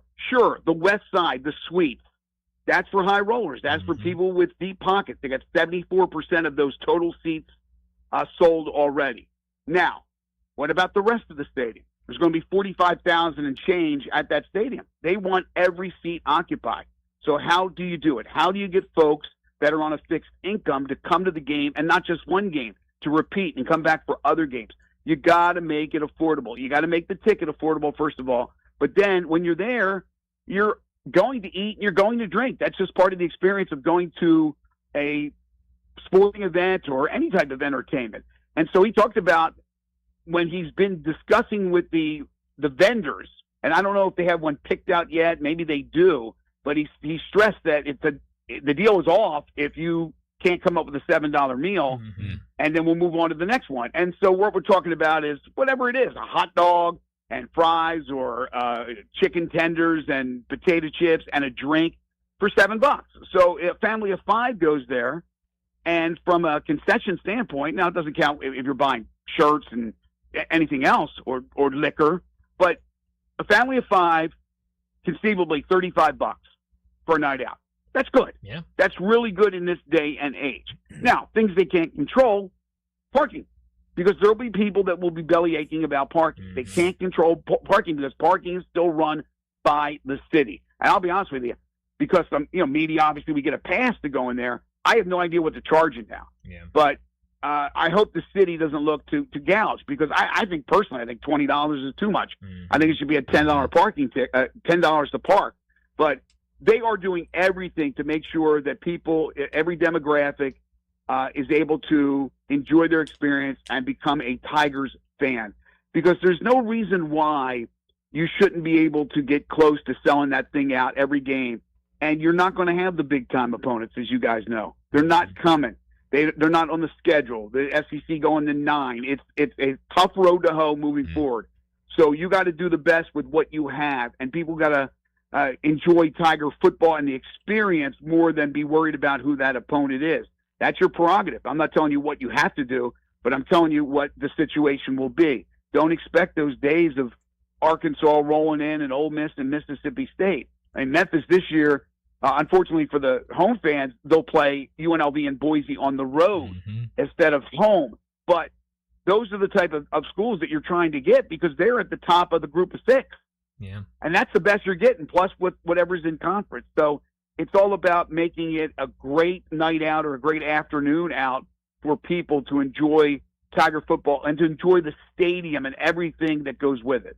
Yeah, Greg. Well, the way that you describe the new stadium, it sounds like that is one of the biggest steps in the right direction towards moving towards hopefully getting to that power conference one day for the Memphis Tigers. But I guess, like you were saying, the biggest thing that needs to translate is the product on the field needs to match what's surrounding them, I guess. And sticking with the topic of conversation with Tiger football, we know that Charles Huff was over there in Washington, D.C., representing not only Tiger Athletics but also the American Conference. What did you make of that whole scenario and the remarks that Charles Huff made there? He was a great representative of the program, of the city, of the university. They had the right guy for the job. I thought he was fabulous. They had a lot of folks that were with Coach Huff that were from smaller conferences, group of 6 conferences. I know people don't like that term, but we'll use that for this conversation. This was a day where it wasn't all the Power 4 people. And I thought they did a great job. And so everybody should be proud of what Coach Huff said. And as you kind of alluded to, Landon, certainly the most important thing will be what they do on the field with wins and losses. That's going to be the most important. That will trump everything. A winner brings out people. So for the stadium and packing the stadium, you got to put a good product on the field. And hopefully that will be the case. I think everybody has a lot of confidence in Coach Huff. Coach Huff has more confidence in himself than anybody has in him. I mean, and I love that. I love the fact that he's like that. But you started your statement about the future and getting into another conference, and I don't know if Brian was about to get to that topic, but things that we heard today with the Protect College Sports Act. First of all, it's starting to become like over my head where I can't really understand all this stuff. Yeah. And I need a legal expert. But from what came out earlier today, unless things have changed, Eli brought it up late in the show today, and I'm sure you guys have discussed this provision. And again, I'm not going to get into the weeds with the technical end of things, but for people that haven't heard, it's basically going to prevent super leagues and expansion in general, which to me seems to be an absolute no from the SEC and from the Big 12, because I don't want to be told if I'm a commissioner of that league or a chancellor in that university that, what do you mean? We can't expand? If we can expand to help ourselves, not break away, not a super league, but if we can expand and have a bigger financial impact for our fellow members, why are we not going to be able to do that? We're not talking about monopolizing college football. And so in this case, again, unless I'm hearing this wrong, reading this wrong, it would prevent Memphis or anybody else from taking the jump up into a power conference, which is completely opposite of what we just heard a week ago or a couple weeks ago with the battle cry of being ready for 2028 when things will start to percolate, if you will, to get ready for probably more changes in 2030. Now, it may not happen if this bill ends up being passed, and everybody is gung-ho about the bill. That's why he was on the Senate floor to talk about that. So certainly this is an iffy situation right now. While there are so many positives in this bill, and they want the lead from the Congress, they need somebody of an outside entity leading the way because it's broken right now. The product is broken, as Coach Huff talked about. But now all of a sudden this would be detrimental to Memphis in the future, to South Florida, Tulane schools that are looking to one day become a part of the power conference structure. Yeah, it's really interesting because, like you said, I mean, I'm even more out of it. I don't want to get into the fine print of any of this stuff to really understand it, but I've seen some people after that came out say that, well, no, they can still go and take teams from, the group of 5 conferences. They just can't go and poach teams from other power conferences. I've heard other people say, no, that's not the case at all. It would be no expansion at all. I've heard some people say that they would allow one more round of realignment and conference expansion and then lock it down. So it doesn't seem like really anybody knows what that part of it really truly entails, but it really feels like this, and throw this into the negative part of it. If it does mean no more realignment, no expansion from these conferences, it feels like this bill. There's some things that I really like about it. I think a lot of the things that Charles Huff talked about when he was on Capitol Hill last week, I thought he made some great points. Certainly the transfer portal and different things like that. But then there are other things kind of like this, and there are a few other things in there that I really don't like. So it'll be interesting to see if they get back to the table, make more adjustments to it before it's all said and done, because it feels like every day we're getting more information about it. That's right, Brian. Every minute it seems like we're getting more information. But again, it got the Senate, and it's not the Senate vote. It received the Senate Commerce Committee vote, 19-9 in favor of moving the bill forward. It will go onto the Senate floor. The thought is from the experts that it will pass in the Senate and it'll get shot down in Congress. Interesting. It's funny because everybody likes it until there's a stipulation in the bill that affects you. Yes. But it's understandable why any school in the group of 6 would want this thing to be voted down, even though they don't have a vote themselves, is because it affects them. You're right. We've heard different things this afternoon. This is what Eli, and I defer to Eli when it comes to some of this stuff, and he broke that down. But again, from us getting off the air at 10 o'clock to now, maybe things have changed a little bit. I brought up just a moment ago on Twitter, I said, okay, so you mean to tell me what would happen if Notre Dame, right now, obviously, no issues with Notre Dame, they got a huge television contract, and I would imagine even if NBC said, we're done, they'd be picked up by somebody else. But let's just say for a moment they couldn't get that media rights package. You're telling me that one of the powers wouldn't be able to pick them up? Yeah. Really? No, I mean, is that what we're saying? So, I don't know. They have to tweak. They're still in the tweak process. But before they want to push this thing so fast through the Senate and through the House. But I'm telling you, I think it's going to fall on deaf ears once it gets to the House. That's what I'm hearing. But they're trying to bite off a little bit more than they can chew. I agree. They have to do some things. But some of these things now are getting a little bit out of hand, in my opinion. Were you surprised? It feels like, looking at, especially before this, it felt like a lot of the group of 5 schools, I guess now group of 6 with the Pac-12, but a lot of those non-Power 4 programs, especially on the football side of things, were very much in favor of this bill and getting it through and trying to level the playing field a little bit. And it seemed like obviously the Big Ten and the SEC very much against it. Were you surprised to see so many power conference head basketball coaches on that letter with John Calipari, and just the fact that John Calipari, an SEC basketball coach, wrote that with how against this the SEC seems to be?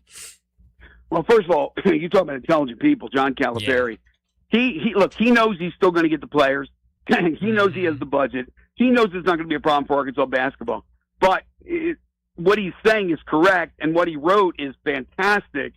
He's very clever. Cal's very, very clever. So he'll look like the golden child in the eyes of everybody else. But his school will not be affected whatsoever. If this school was affected, believe me, he wouldn't be doing that. But I am not surprised. I am not surprised with this support because again, there are a lot of things in there that are trying to level the playing field. Will it completely level it? No, it will not completely level the playing field. But as long as again those group of 6 schools are given their due, their just rewards, then they're going to love this bill, the 5 for 5 and all the things that come with it. But it doesn't completely level the playing field. But now, again, unless you're schools that are in the group of 6 and you haven't even thought 1 second about power conference movement because you really don't have the infrastructure, you don't have the budget and all that, it probably only affects maybe 10, 12 schools that are thinking power conference down the road, and you know who those schools are.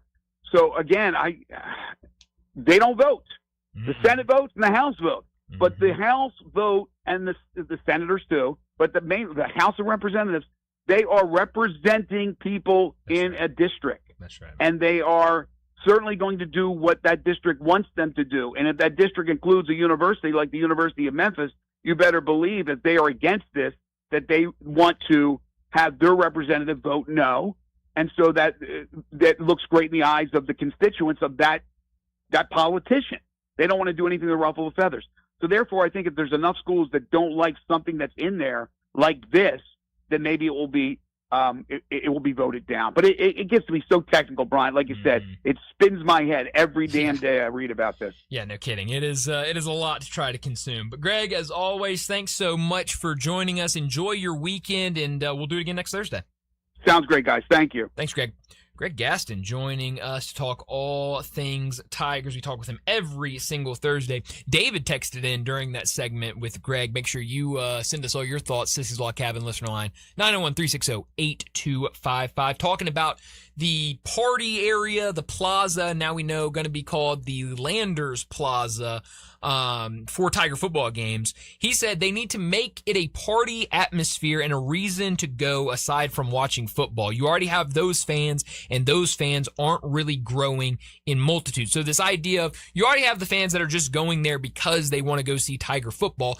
Give it kind of a different atmosphere, a different reason for people, maybe especially younger people. I think when I read that party atmosphere, it makes me think of more college age, young adult type people to really want to go out there and give them a reason. I brought it up back when this was first an idea and talked about of this plaza area of, I know a lot of teams do it in different, professional sports and even college sports, but I know the Seattle Mariners, I watch a lot of Mariners baseball. And so they kind of show a shot from it pretty much every home game, but they have an area behind the outfield where it is, you can buy a just standing room only ticket, and you have this area where they've got bars, they've got, it's just, and it looks like a bunch of college kids, mid-20s kids just hanging out, enjoying good time. And a lot of times when you see the scene of them out there, none of them are watching the game. They're all just hanging out, chatting, whatever. And so, yeah, I think that would be a good idea of, having some sort of option where it can be kind of that standing room only. Just, give me a ticket to I don't have a seat, but I can just kind of mosey around and hang out in this area. I think that would be a good idea, but it definitely sounds like they're going more of, this is going to be an add-on to the seat that you already have, which will be interesting. I'm excited to get a look at it, and that first game of the season, we'll get a look, and we'll get more pictures and videos and stuff. Like Greg said, they're going to have the media tour walkthrough of the area, and I'm sure from that we'll get a lot of pictures and videos and feedback from those people of what it looks like. But I think it will be I think it will be cool. I think it will be good. I think these updates that they're doing, I think they are much needed and will really play out extremely well for the Tigers. But we're going to get to a break here in a second. Before we do that, let me remind you about our 5 o'clock sponsor. It's Dobbs Brothers Chevrolet. The Dobbs family, an old established name,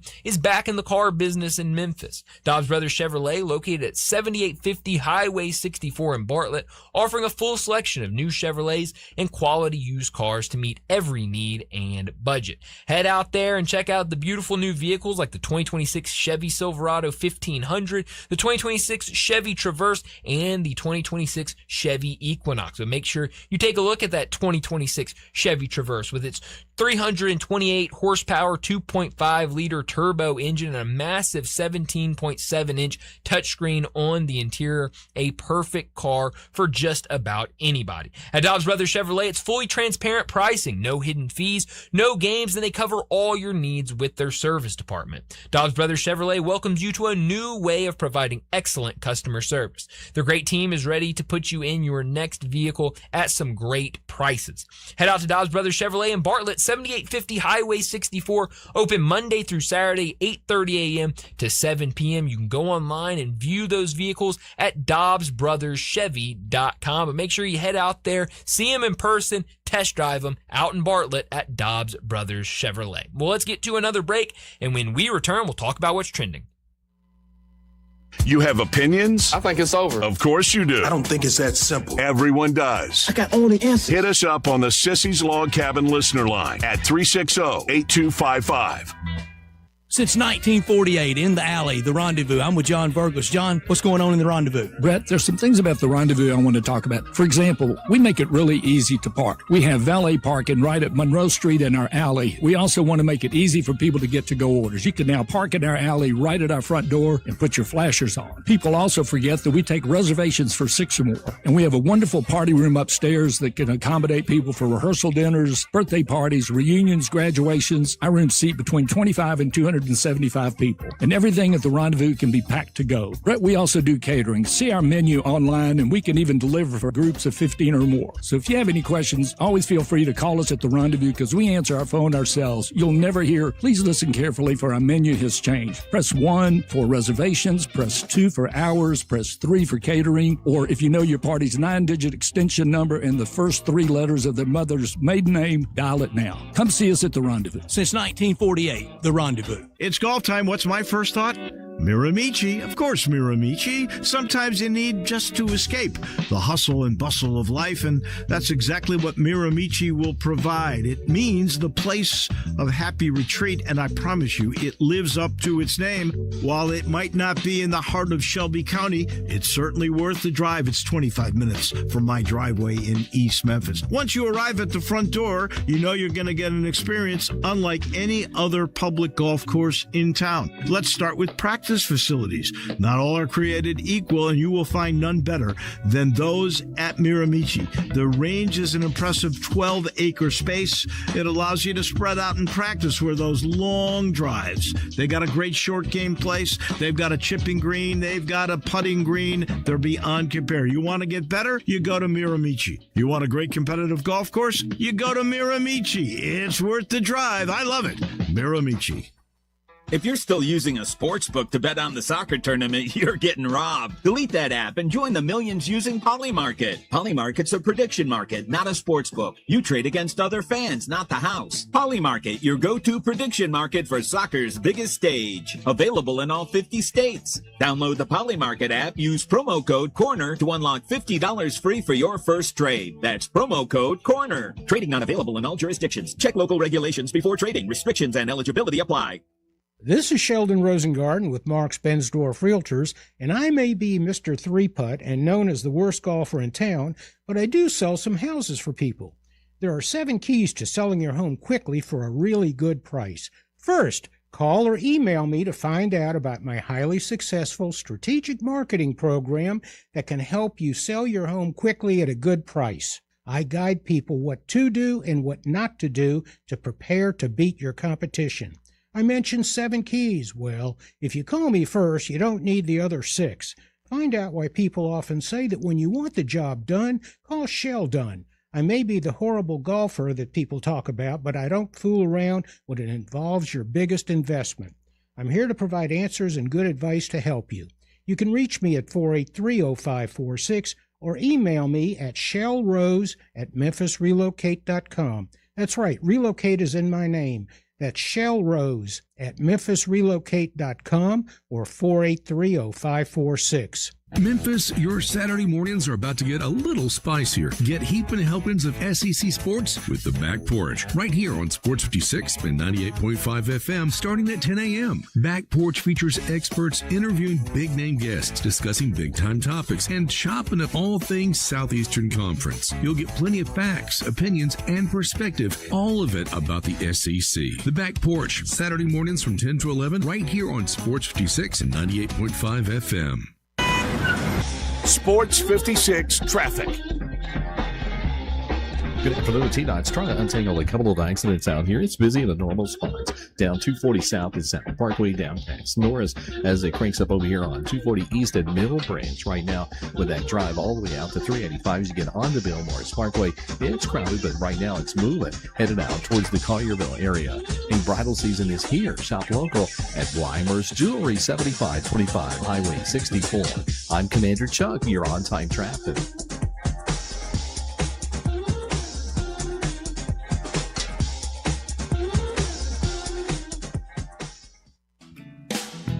Now back to Sports Time on Sports 56 and 98.5 FM. This hour is brought to you by Dobbs Brothers Chevrolet at 7450 Highway 64 in Bartlett. Here once again are Brett Norsworthy and Bryant Dacus.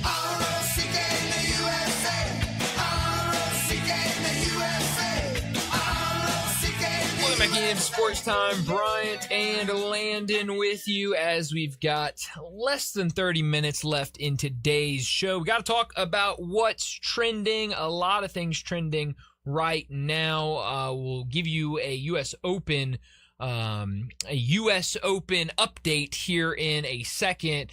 Canada and Qatar are playing right now, and I believe Qatar just got shown a red card, so they'll be playing a man down for the rest of the match, and a lot of match left. They are in the 34th minute, so yikes. It's a lot of game left to be played in that one. Canada up 2-0. Mexico will go later tonight, so should be a fun rest of the day in the World Cup. But Greg brought it up, and I want to talk about it a little bit during this segment, but we keep seeing updates and different things with the Protect College Sports Act that is trying to make its way through the Senate and see if it can become law and change college athletics today. And Greg mentioned this when he was with us. The update and one of the changes that was made is that conferences cannot expand anymore if this goes through. Now,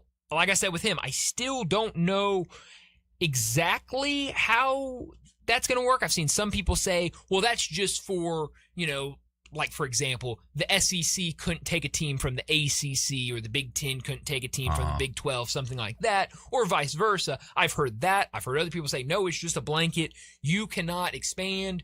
What the conferences are, that's what the conferences will be. If that's the case, then yeah, that would be a huge knock or a huge diss for all of the group of 6 teams. And you look at it, obviously Memphis has aspirations to become a Power 4 program, but they're not the only ones. You look at South Florida and Tulane and, even Boise State and, those sorts of programs. Wouldn't have been able to join the Pac-12 no, if this had gone that's very true. Earlier.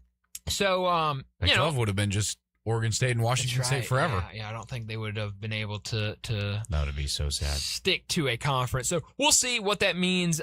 There have been. Well, what would they have done in that? Would they just dissolve and become independent? I guess that's true. They wouldn't have been able to go and join a conference. Well, I guess if you say that, then I guess if it was implemented after all those teams left for the Big 10 and the Big 12, then yeah, they'd be in a tricky situation. I think you would give them I think there would be like an amendment in there, and you'd be like, Oregon State, Washington State, find a home, and then we're locking it down. Yeah. Because I don't think you could just let them hang out there. But the news, and Greg mentioned this, the Protect College Sports Act, this comes from Pete Nakos, has passed the Senate Commerce Committee and can now head to the Senate floor, a notable step for the legislation.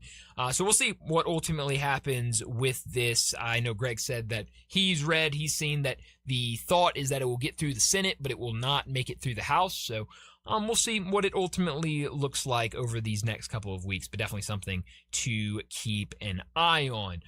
What's going on in the U.S. Open? We're getting closer to the end. We have an outright leader again. Yes, we have an outright leader. Wyndham Clark, 3 under. He's still only through 9 holes. How about that? A lot of golf to be played.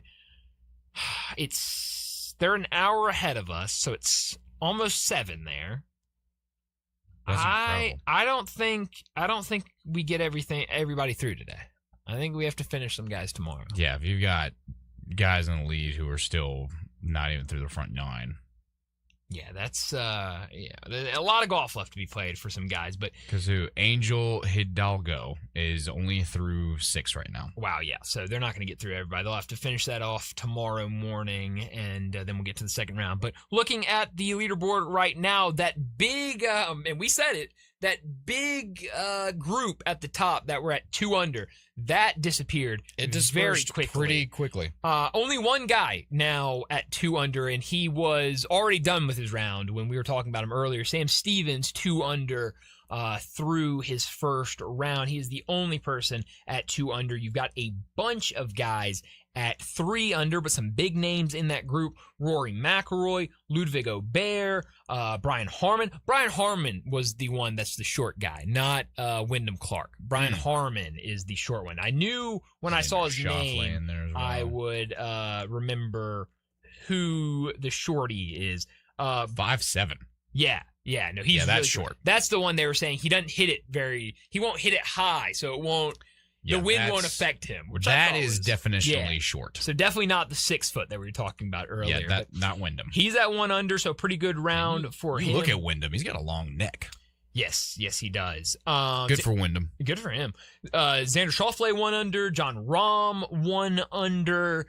My favorite Ryo Histasune at 1 under as he's really through 9. To say his name. I love Ryo. He is awesome. So some big names there. Bryson DeChambeau at even. Matt Fitzpatrick at even. And he's only through 10. Ooh, that's a lot of places for him to be able to fall. And Matt Fitzpatrick only through 9. And same with Dustin Johnson. So a lot of guys in that even range still on the course. Let's actually, there's a ton of guys at even, but 1, 2, 3, 4, 5, 6, 7, 8, 9, 10, 11, 12, 13, 14, 15, 16, 17 guys at even that are still out on the course. My counting might have been a little off, but it sounds about right. Looks about right. Yeah, so it's going to be interesting these next couple of days to see what ultimately happens. So much talk about how brutal this course is going to be. The wind has slowed down significantly. Earlier we were talking about 23 mile per hour winds, 14 mile per hour winds right now. So that's much more. It is a beautiful day now as they get into the evening. I still don't know how much beautiful of a day that is in the world of golf, but it's compared to the 35 and 24 mile per hour what they were wind, predicting, anything is way better than that. That is a clear day to them. So we'll see what happens as round 1 hopefully wraps up tonight, or if they have to finish it in the morning, and then we'll be off. I wonder if play is stopped right now. No, I think they're still. They're playing right now. Yeah, I'd say they have about an hour, 15 hour and a half to play. Yeah. What time does the sun set here? 8:24 for Shinnecock. That's when the 8:24. They're an hour and ahead, so they have like an hour 30 until the sun sets. Yeah, they're gonna have to disregard what is it, golf etiquette. They're gonna have to be sprinting everywhere. Might have to bring out some golf carts or something. Get these guys from point A to point play B. as fast as possible. I don't think that's gonna fly with the our guy Bud Cauley, who won the RBC Canadian last week. Is that our guy? He is 1 over right now. When did he turn into our guy? Since he won the RBC Canadian. Okay. Everybody knows that. Okay, so you win the RBC Canadian and you immediately become our guy. You become our guy. I got you. That's how it works. You win, you become a guy. I mean, hey, I guess I'm all for it. You're just late to the party. That's all. I guess so. I don't know.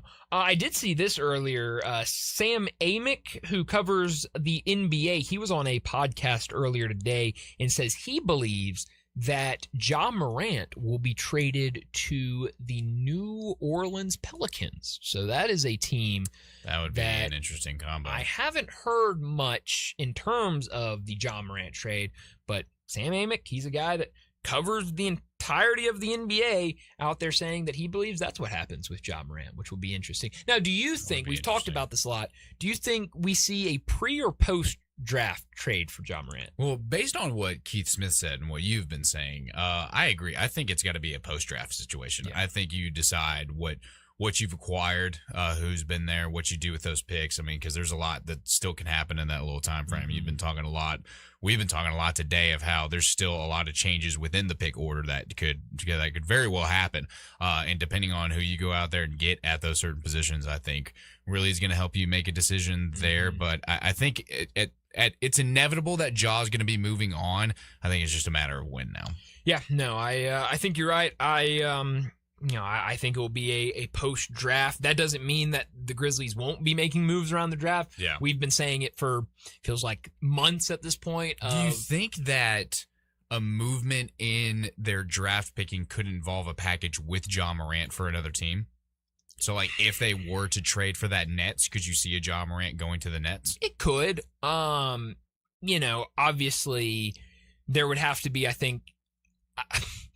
the problem with trading Ja Morant on draft night to try to move up in the draft is that you're going to have to match the contracts. So it would be like a massive trade where you would have. Who do the Nets have right now that we would acquire? They've got a couple of guys that I could see them maybe. I don't have the roster in front of me, but they have a couple of guys that I could see them, wanting to move.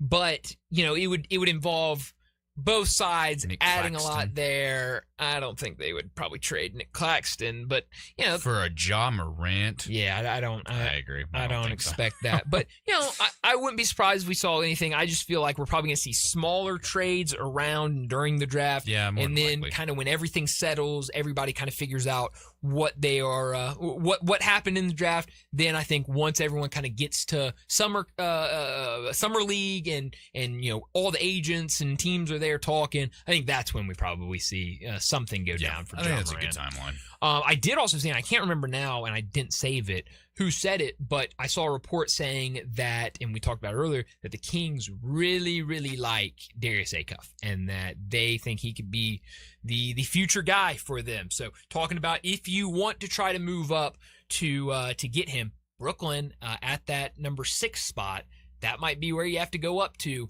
try to make a trade and take Darius Acuff, because it sounds like if it's going to be if they get to 7 and the Kings are on the clock, that they will take Darius Acuff. We'll talk a lot more about the draft in the next couple of days as we get closer to it. But right now, we need to get to our final break. When we return, we'll wrap up today's show with Mo's Crunch Time.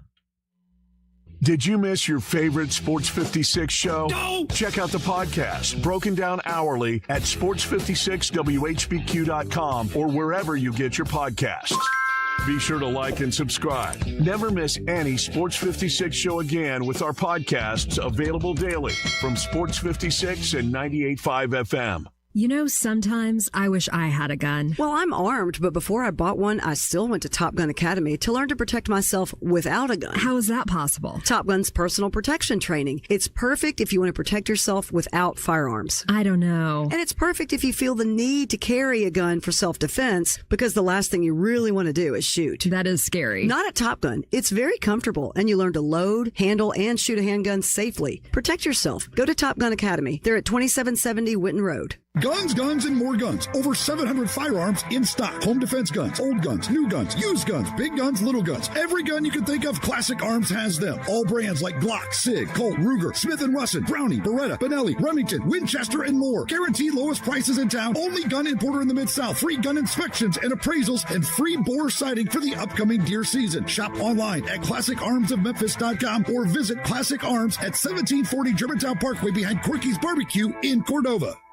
At Gossett Volkswagen on the Pike, it's the Volkswagen Driver Days event, and it's drivers wanted. If you're looking for sporty, we Gossett 2026 Jetta S. Just $249 a month, $249 a month for Jetta S. Luxury just got a new definition in 2026 Tiguan 2.0 TS. Now $269 a month. Brand new Tiguan S, $269 a month. And right now, Gossett Volkswagen on the Pike's got 2026 Atlas SE, only $329 a month. That's only $329 a month for a brand new Atlas SE. Ready for a new ride? We got you covered at Gossett Volkswagen on the Pike, 1875 Covington Pike, or shop online anytime at GossettVWMemphis.com. If you want it, we got it at Gossett Motor Cars. Atlas TC 564,681, MSRP 41,911, Jetta TMO 312,217, MSRP 25,791, Tiguan TMO 43,763, MSRP 32,881. Includes all rebates and incentives. Must be financed through Volkswagen Credit PF 895. Excludes tax title license with approved credit. See dealer for complete details. Offer in 6/30/26 dealer stock only.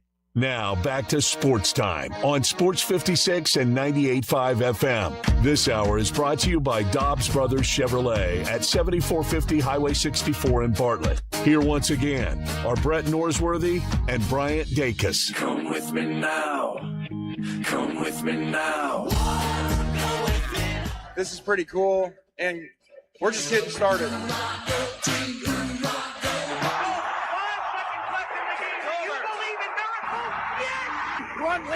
Spanning the globe. Go crazy, folks! Go crazy! This game has always been called the world's greatest cocktail party. Do you know what is going to happen here tonight? This is for all the biggest press. You are looking live in your life. seen anything like that. Crunch time between the hedges. The ball game is over, and Memphis has its first win in 16 tries. Its first win ever against its fierce in-state rival, Tennessee. Goodbye. Hello, It's obviously crunch time.